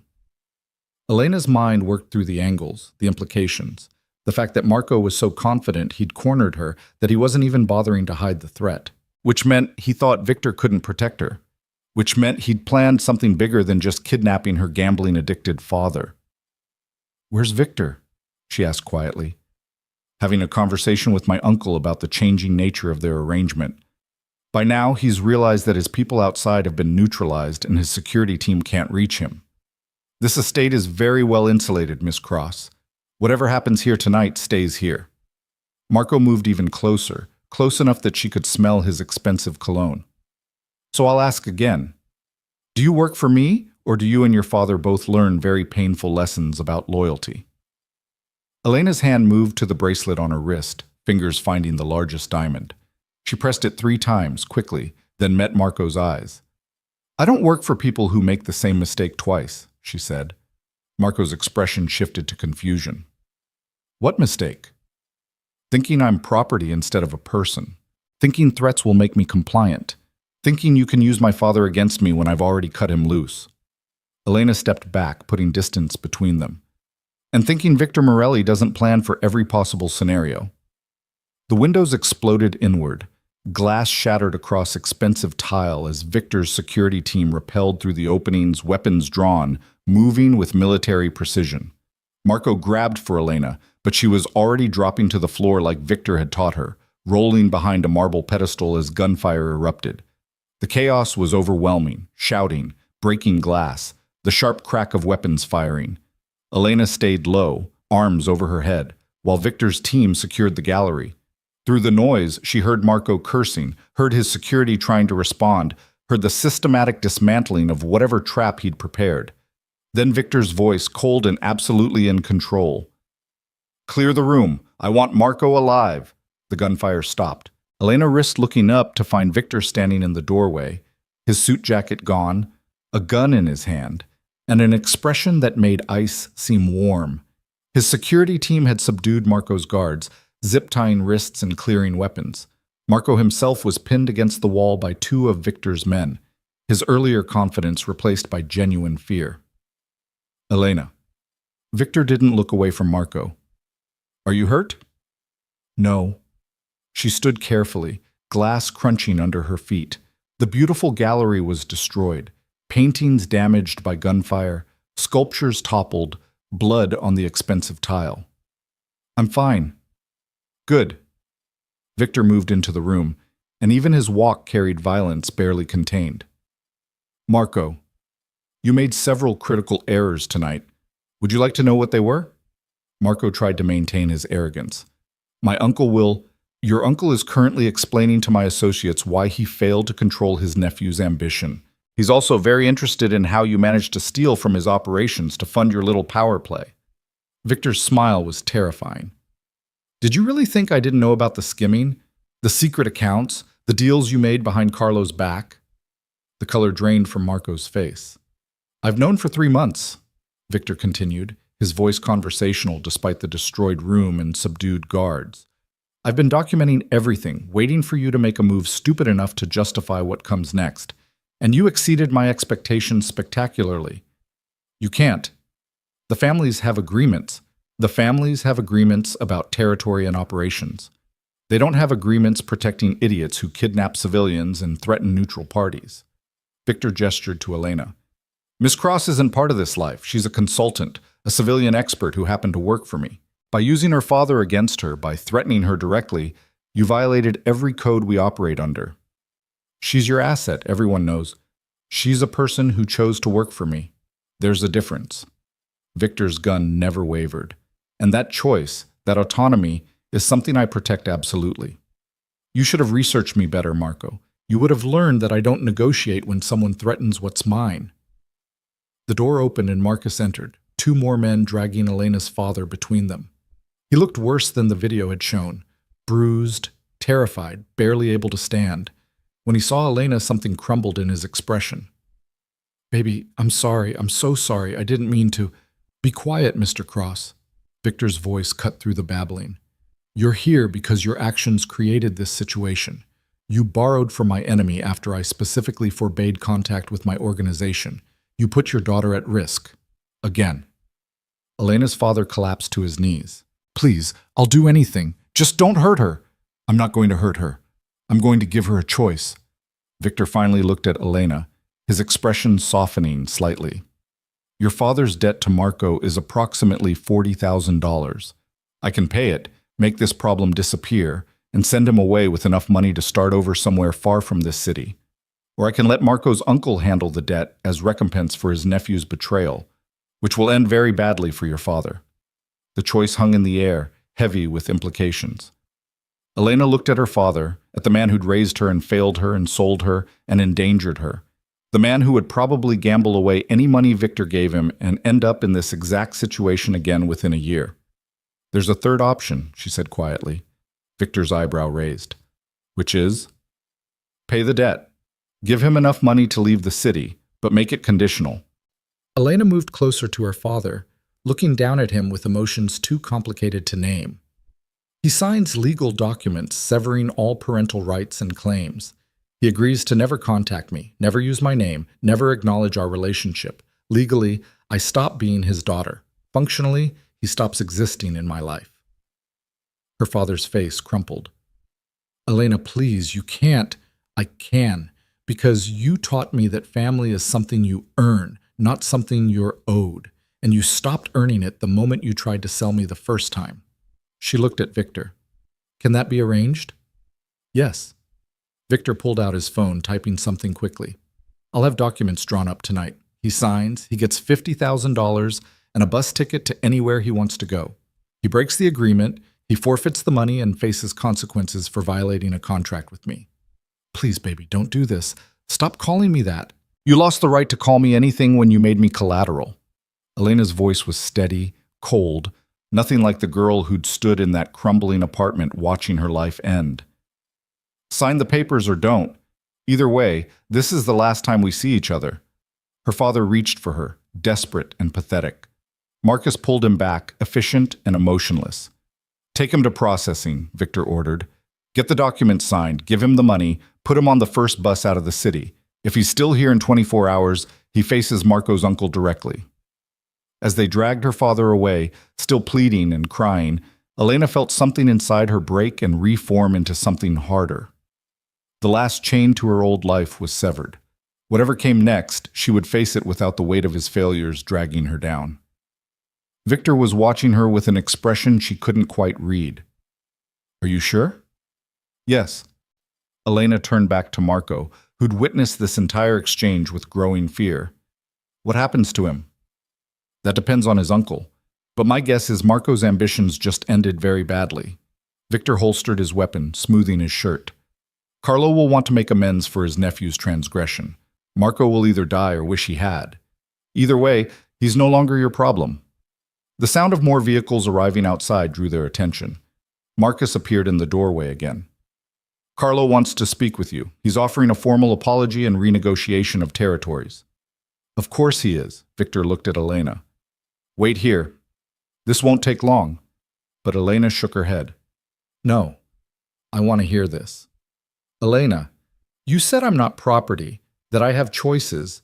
Then let me choose to understand the full scope of what just happened. She met his eyes steadily. I walked into this trap because you asked me to. I pressed the beacon that brought your team through those windows. I just severed ties with my father to free myself from future liability. I'm not a civilian anymore, Victor, so stop treating me like one. For a long moment, Victor studied her face. Then he nodded slowly. All right, but you stay behind me and you don't speak unless I indicate you can. They found Carlo in his private study, looking significantly older than he had an hour ago. Two of Victor's men flanked the door while Carlo sat alone behind an ornate desk, the picture of defeated authority. Victor, Carlo's voice was heavy with exhaustion. I had no knowledge of Marco's plans. If you had known, you would have stopped him or warned me. I'm aware. Victor settled into a chair opposite Carlo with casual confidence. But the fact remains that your nephew operated under your protection, used your resources, and nearly started a war between our organizations. What do you want? What I've always wanted. Peace, stability, and the continuation of our mutually beneficial arrangement. Victor leaned forward slightly. But the terms need adjustment. Marco's attempt to expand into my territories revealed weaknesses in our current agreement. Those need to be addressed. They negotiated for 30 minutes, discussing territories and percentages and operational boundaries in language that sounded like business but meant violence and control. Elena stood silent, learning the vocabulary of power, understanding how deals were structured when the participants had the authority to enforce them with bullets. Finally, Carlo nodded. Agreed. I'll put it in writing tomorrow. Tonight, Victor corrected. Your people will draft the agreement now, we'll both sign it, and copies will be distributed to the other families immediately. I want everyone to know the new terms before sunrise. And Marco? Is your problem to solve. But Victor's expression hardened. But understand this, Carlo. If anyone from your family threatens what's mine again, there won't be negotiations. There will only be consequences. Carlo's eyes flickered to Elena, then back to Victor. The girl? Is none of your concern, but yes, she's under my protection, permanently. Victor stood. Have your people send the documents to my office within the hour. If they're not there, the agreement is void, and we revert to less civilized methods of resolving our differences. They left Carlo in his study, moving through the mansion where Victor's security team had established complete control. Marco was gone, taken somewhere by his uncle's men to face whatever punishment Carlo deemed appropriate. The other guests had been released, sent home with the understanding that what they'd witnessed was family business and nothing to be discussed. In the car, finally alone with Thomas driving, Elena felt the adrenaline crash hit her. Her hands started shaking, her breathing turning shallow. I just cut my father out of my life, she whispered. I just watched you negotiate territories like you're dividing up board game properties. I just participated in what was essentially a small war. Yes. Victor's voice was gentle. You did all of those things, and you handled them with remarkable composure. I don't feel composed. I feel like I'm falling apart. Then fall apart. You've earned it. He reached over, taking one of her shaking hands in his. But know this, Elena. What you did tonight, the choices you made, the strength you showed, that's not something that can be taught. You either have it or you don't. And you have it in abundance. Elena looked at their joined hands, at the casual intimacy of the gesture from a man who'd just orchestrated violence and negotiation with equal skill. What happens now? Now we go home. Tomorrow, the documents get signed and distributed. Your father leaves the city. Carlo's family makes amends, and you continue your work authenticating art for a criminal who's decided you're worth protecting. Victor's thumb traced across her knuckles. Unless you want to invoke that escape clause I mentioned. After tonight, I'd understand if you wanted out. Elena thought about the girl in the crumbling apartment, powerless and trapped. About the woman who'd just negotiated her own freedom by severing the last tie to her old life. About the strange partnership she'd built with a crime lord who treated her like she mattered. I want to renegotiate my contract, she said. Victor's eyebrow rose. Oh? I want a raise. I want official ownership of any authentication work I do, with my name attached. I want access to your security training so I know how to protect myself if something like tonight happens again. And I want the truth about what you actually do, not just the art collecting, but all of it. No more civilian protection, no more edited information. If I'm going to be part of this world, I'm going to be part of it fully. The silence stretched between them, heavy with implications. Then Victor smiled, a real expression that transformed his usually controlled face. Those are reasonable terms. What do I get in return? My complete loyalty, my expertise without reservation, my trust that when you say you'll protect me, you mean it. Elena met his eyes directly. And my acknowledgement that I'm choosing this, choosing you, choosing this life. Not because I have to, but because I want to. Why? The question was quiet, almost vulnerable. Why would you choose this? You could walk away, use your skills legitimately, build a normal life. Because normal is overrated. Because I've spent my whole life being used by people who saw me as a means to an end. And you're the first person who's ever treated me like an asset worth investing in, a person worth protecting, someone with actual value beyond what I can provide. She squeezed his hand. You gave me a choice when you didn't have to. You kept your promises even when it was inconvenient. You risked a war with another family because someone threatened me. That's worth more than safety or legitimacy or normal. Victor was quiet for a long moment, studying her face in the dim car light. All right, he said finally. We'll renegotiate. Same one-year term, new conditions, everything you asked for plus training and full disclosure about operations. But Elena, understand what you're agreeing to. This life doesn't have retirement plans or safety nets. Once you're truly in, leaving becomes exponentially harder. I'm not looking for exits anymore, Elena said. I'm looking for a future worth staying for. The car pulled up to the Meridian, and they rode the elevator in comfortable silence. At her door, Victor paused. The documents your father signed will be delivered tomorrow. You'll never have to see him or deal with his debts again. Thank you. Don't thank me. You're the one who made the hard choice. He started toward his own penthouse, then turned back. Get some rest. Monday, we start your security training. And there's a collection in Boston I need authenticated. 3 days, full access to their archives. Consider it a working vacation. Victor? She stopped him before he could leave. Earlier, you said I'm yours. What did you mean by that? His expression was unreadable. I meant that anyone who threatens you threatens me. That your safety is non-negotiable. That I protect what matters to me, and you matter. He paused. Is that a problem? Elena thought about belonging, about being claimed versus being valued, about the difference between possession and protection. No, she said quietly. It's not a problem. She watched him disappear into his penthouse, then entered her own apartment. The city sprawled below her windows, millions of lights against the darkness. Somewhere out there, her father was signing papers that would sever their legal relationship.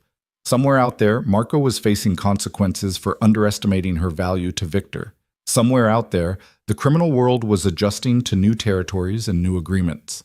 And here, in this golden cage that no longer felt like a cage at all, Elena Cross stood at the window and realized she'd finally found something her father's debts couldn't destroy, something Marco's threats couldn't take away, something that belonged to her alone.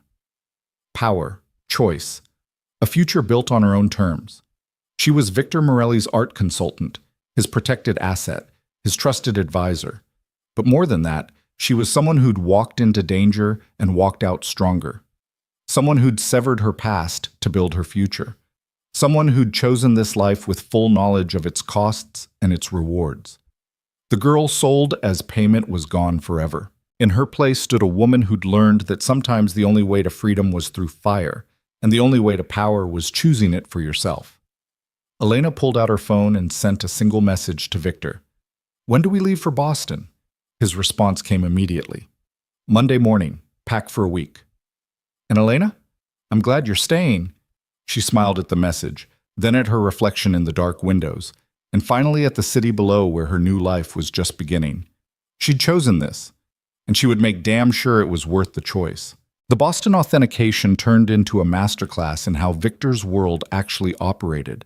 What Elena had thought would be 3 days of examining colonial-era paintings in a museum archive became a week-long navigation of criminal networks disguised as art dealers, money laundering schemes hidden in acquisition paperwork, and enough illegal activity to fill a federal prosecutor's career. Victor didn't hide any of it from her anymore. He explained the connections between seemingly legitimate galleries and offshore accounts, showed her how stolen art moved through the market with forged provenance, introduced her to dealers who authenticated pieces they knew were fake because the buyer paid better than the truth. This is the real art world, he said on their third night, sitting in a hotel suite overlooking the harbor. Papers covered every surface. Authentication reports Elena had written, financial documents Victor was reviewing, photographs of pieces that existed in legal gray zones. Museums and universities operate on one level. We operate on another. Sometimes they intersect. Elena studied a painting she'd examined that morning, a supposedly lost Winslow Homer seascape that had surfaced from a private estate.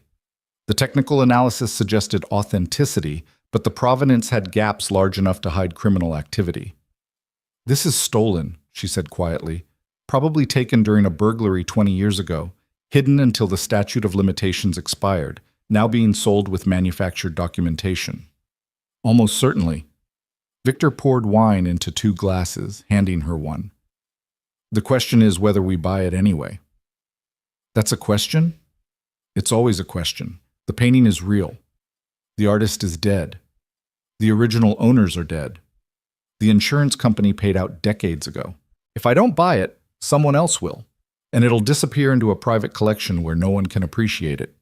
He sipped his wine. Or I buy it, document it properly, and eventually donate it to a museum where it can be studied and preserved. That's a rationalization. It's reality.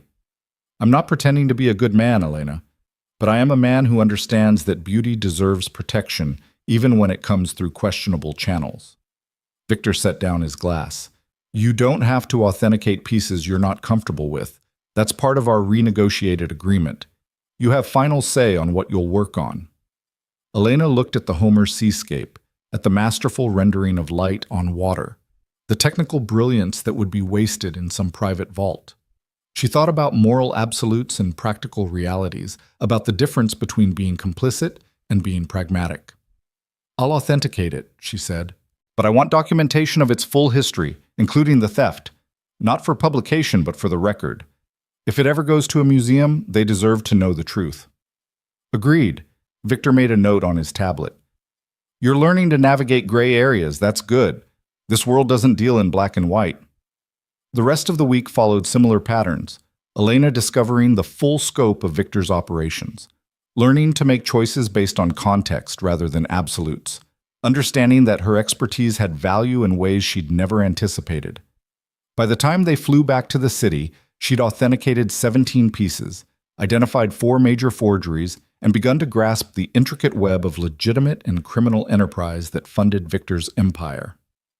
The security training started the following Monday in a private facility that looked like a normal gym, but functioned as something far more specialized. Victor's head of security, a former Special Forces operative named Sarah Chen, put Elena through exercises that left her exhausted and bruised. You're not learning to be a soldier, Sarah explained, showing Elena how to break a wrist hold. You're learning to buy yourself time to escape. Everything I teach you is about creating distance and getting to safety.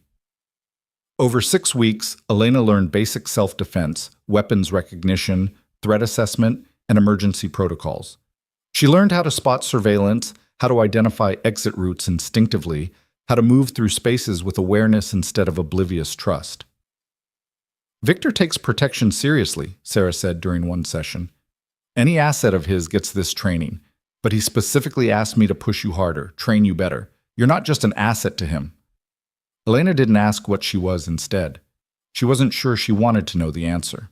The new contract arrived 6 weeks after the Marco incident, professionally drawn up by lawyers who definitely weren't asking questions about their clients' business operations. Elena read through every clause with the careful attention she brought to authentication work. Salary increased to $120,000 annually.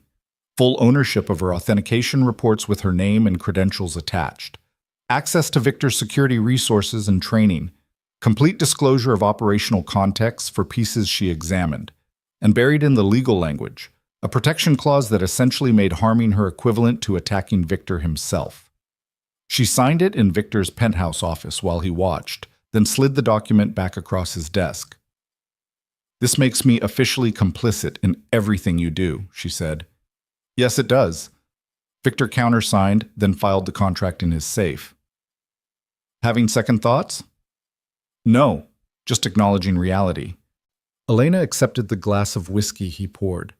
"I've spent 2 months learning how your world works. I'm past the point of claiming ignorance."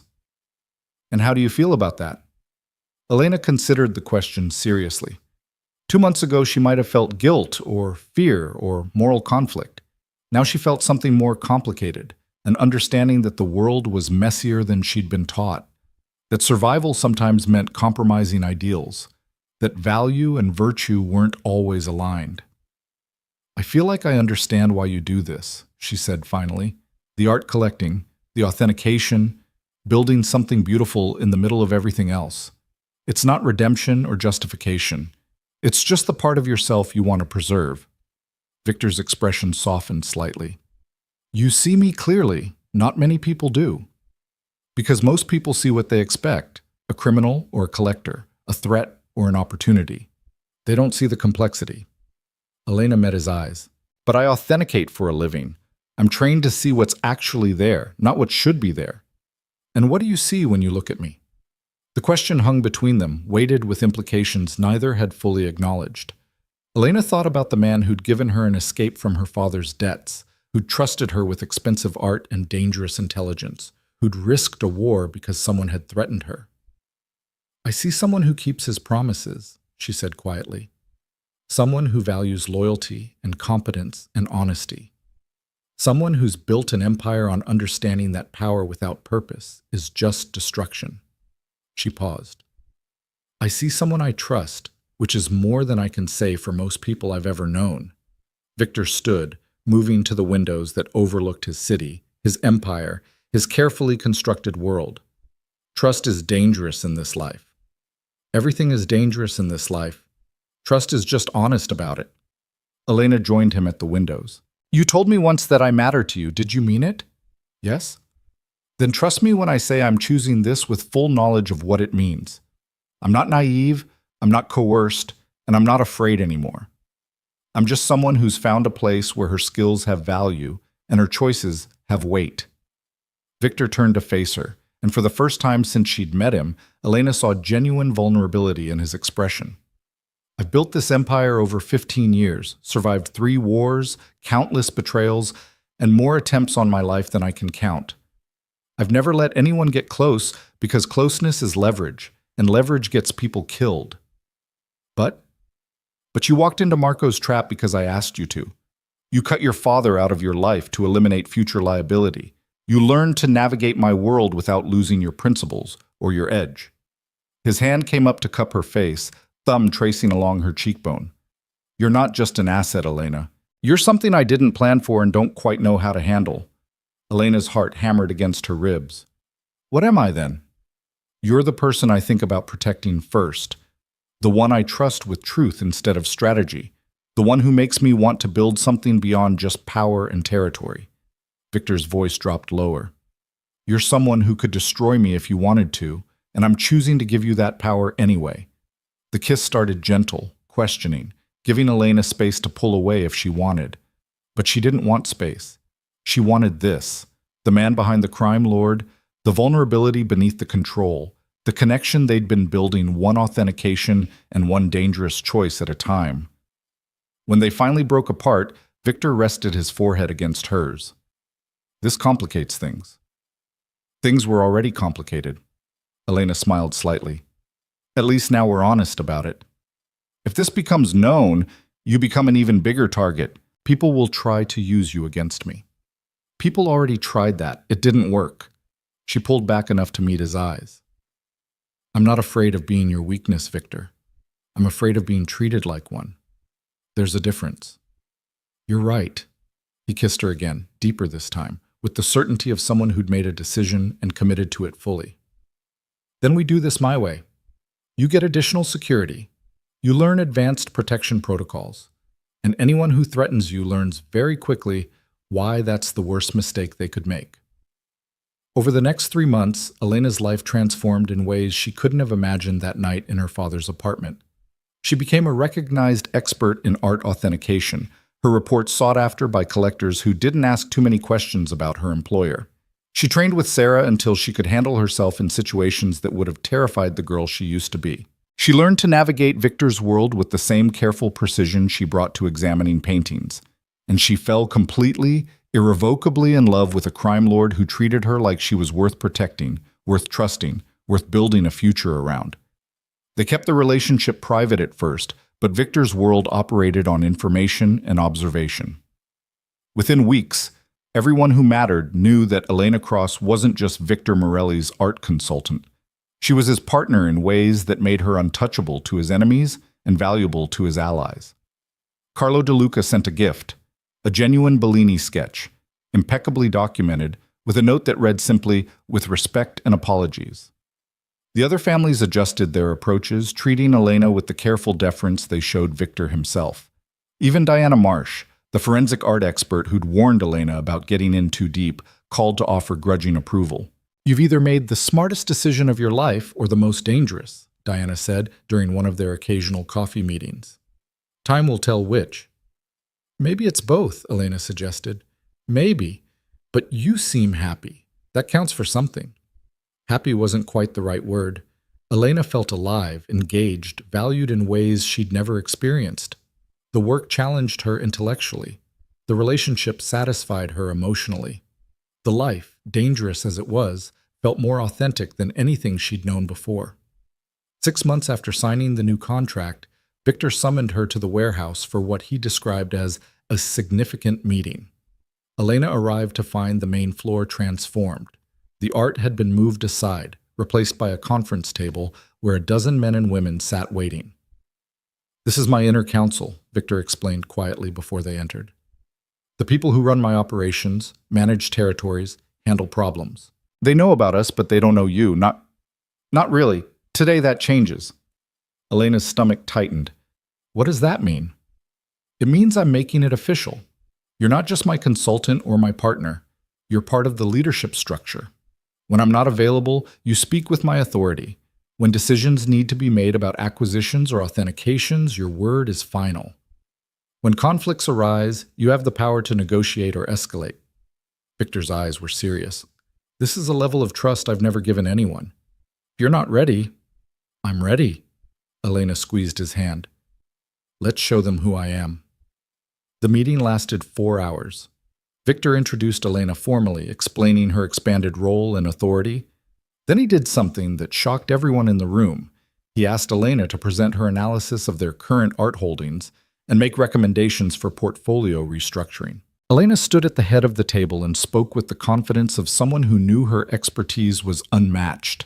She identified pieces that should be sold, acquisitions that would increase the collection's value, forgeries that needed to be quietly disposed of, and opportunities in emerging markets. She spoke about art as both beauty and investment, culture and capital, leveraging her knowledge to demonstrate why Victor trusted her judgment. When she finished, the room was silent. Then an older woman named Catherine, who ran Victor's money laundering operations, started clapping slowly. "She's not what I expected," Catherine said, looking at Victor. "I thought you were thinking with something other than your brain. But she's actually brilliant." "I don't make decisions based on sentiment," Victor replied calmly. "Elena's value to this organization extends far beyond our personal relationship. She's proven that repeatedly." The meeting shifted to operational matters: territory disputes, law enforcement pressures, rival family movements. Elena listened, learning the vocabulary and rhythms of criminal enterprise, understanding how her art authentication work fit into larger money laundering and asset protection schemes. Near the end, a younger man named James raised a concern about a shipment that had been intercepted by customs. "We've lost 3 shipments in 2 months. Someone's feeding information to the feds." The room tensed. Information leaks meant informants, which meant betrayal, which meant violent consequences. Elena studied the shipping manifest James had brought, her trained eye catching patterns the others might miss. These shipments all went through the same customs inspector, but the timing is inconsistent with normal inspection schedules. Someone's flagging specific shipments, but not all of them. "How can you tell?" Victor asked. "Because I authenticate provenance for a living. I see patterns in documentation, gaps in chronology, inconsistencies in paper trails." Elena pointed to dates on the manifests. These 3 shipments were all flagged within hours of being scheduled, but 6 other shipments in the same period went through without issue. Someone has access to your scheduling systems but isn't flagging everything, either because they can't risk being obvious or because they're only targeting specific contents. "The customs inspector could be randomly checking," James suggested. "Customs doesn't randomly check 3 shipments from the same company in 2 months unless they've been tipped off. But they also don't ignore 6 others unless the tip is specific." Elena looked at Victor. "You have someone inside your scheduling system feeding selective information to law enforcement. Find out who has access to shipping schedules but not content manifests." The room fell silent again. Victor pulled out his phone, typing quickly, then looked at Catherine. "Run the audit Elena described. Cross-reference scheduling access with the flagged shipments. I want a name by tomorrow." "On it." Catherine made her own notes, eyeing Elena with new respect. The meeting concluded shortly after, the council members filing out with sideways glances at Elena that mixed assessment with approval. When they were alone, Victor pulled her close. "You just identified a security breach my entire organization missed. I just applied pattern recognition to a different kind of problem." Elena leaned into him. "It's what I do. It's what makes you invaluable." He kissed her forehead. Catherine was right. "You're not what anyone expected, including me." The security audit took 36 hours and ended with the identification of a low-level logistics coordinator who'd been selling shipment schedules to a federal task force in exchange for immunity on an unrelated charge. Victor handled the situation with his characteristic efficiency. The coordinator disappeared, the leak was plugged, and the task force lost their source. "You saved us millions in lost shipments and potential prosecutions," Catherine told Elena during a follow-up meeting. "Victor wasn't exaggerating your value." "I was just looking at the data," Elena demurred. "No, you were thinking like someone who understands that everything is authentication, art, documents, loyalty, information. That kind of thinking is rare in this world." Catherine smiled slightly. "I wasn't sure about you at first. Thought maybe Victor was making decisions with his heart instead of his head. But you've proven me wrong. That doesn't happen often." The acceptance from Victor's inner circle meant more than Elena had anticipated. She wasn't just the boss's girlfriend to be tolerated. She was a trusted advisor whose judgment carried weight. It was a kind of respect she'd never experienced in legitimate academia, where her youth and relative inexperience had always been held against her. As autumn turned to winter, Elena's life settled into a rhythm that balanced legitimate artwork with criminal enterprise. She authenticated pieces for Victor's collection while also consulting for select museums and galleries. She attended society galas as Victor's partner while also sitting in on strategy meetings about territory disputes.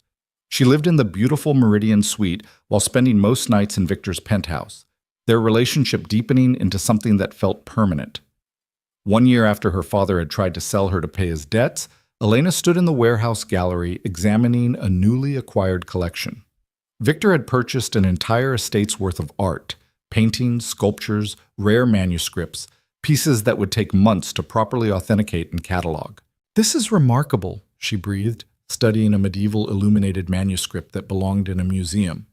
"Some of these pieces are museum quality. Then they'll go to museums. Eventually." Victor moved through the collection with her, his hand resting comfortably at her back. "But first you authenticate them properly, document their histories, ensure they're preserved correctly. This could take 6 months of full-time work. Then you have 6 months of job security." He smiled. "Unless you're planning to leave." Elena turned to face him fully. The original contract ended 3 weeks ago. We've been operating on the renegotiated terms, but technically, I'm not obligated to stay anymore. I'm aware. Victor's expression grew serious, which is why I wanted to have this conversation before you got too deep into the new collection. He pulled a folder from his jacket, handing it to her. Inside were documents, legal papers drawn up with the same precision as her employment contract. What is this? Elena asked, though her heart was already racing. An offer. Not an employment contract this time, but a partnership agreement. You become a partial owner of the legitimate art acquisition company I'm establishing. Equal say in purchases, authentication, sales. Your name on the business, your expertise directing the operation, your future secured regardless of what happens to me or my other enterprises. Victor's voice was steady, but his eyes held uncertainty. It's completely separate from the criminal operations. Clean money, legitimate business, something you could walk away with if everything else collapsed. Elena read through the documents, understanding the implications. This wasn't just a job or a relationship. This was Victor giving her autonomy, security, a future that wasn't dependent on him or his empire. Why? She asked quietly. Because you chose to stay when you didn't have to. Because you've proven yourself 1,000 times over. Because I want to build something with you that's about more than just survival or power. He moved closer, taking her hands in his. Because I love you, and love means giving you choices, not taking them away. The words hung in the air between them, the first time either of them had said it directly. Elena felt tears prick her eyes. I love you too, she whispered. I have for months. I just didn't know if you wanted to hear it. I want to hear it every day for the rest of my life. Victor pulled her close, kissing her with the certainty of someone who'd found something worth keeping. So, Elena Cross, will you be my partner? In business, in life, in everything? Yes. She kissed him back, tasting salt from tears she didn't remember shedding. Yes to all of it. The partnership papers were signed that evening in Victor's penthouse, witnessed by Catherine and Sarah, who'd become something like friends over the months. The new company would be called Cross & Morelli Fine Art Authentication and Acquisition, headquartered in a renovated building Victor had purchased specifically for this purpose. You're really doing this, Catherine observed, pouring champagne for all of them. Building something legitimate. I'm building something that lasts, Victor corrected. The criminal enterprise provides resources and protection. The art company provides legacy and purpose. Together, they create something sustainable. And if the criminal side goes down, Sarah asked bluntly, then Elena has a legitimate business with clean documentation and no criminal connections. She walks away protected. Victor's expression was serious. I've survived this long by planning for every contingency. This is the contingency that matters most. Over the next 6 months, Cross & Morelli became a recognized name in art authentication circles.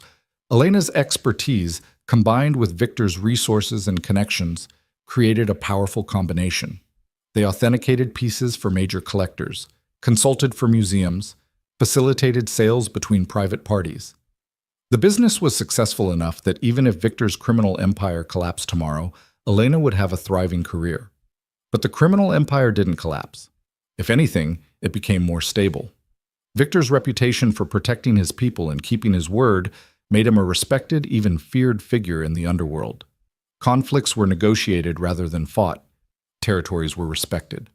The balance of power held, and at the center of it all, Elena Cross transformed from a desperate girl sold to pay her father's debts into a woman who commanded respect in both legitimate and criminal worlds. She was Victor's partner, his equal, the person he trusted with his empire in his heart. 2 years after that night in the crumbling apartment, Elena stood in the gallery space of Cross & Morelli, preparing for their first major exhibition. 40 pieces from Victor's personal collection, each one authenticated and documented by Elena herself, displayed for public viewing with all proceeds going to arts education programs.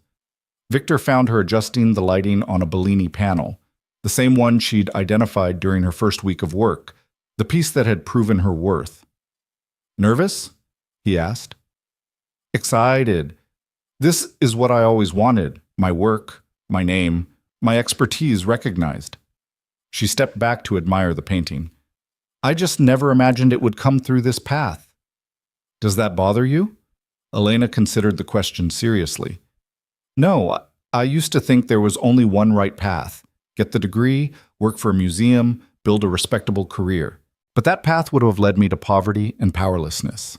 This path led me to you, to work I love, to a life where my choices actually matter. Even though it's built on criminal enterprise? Even though? Because you don't let the criminal enterprise define the art collection.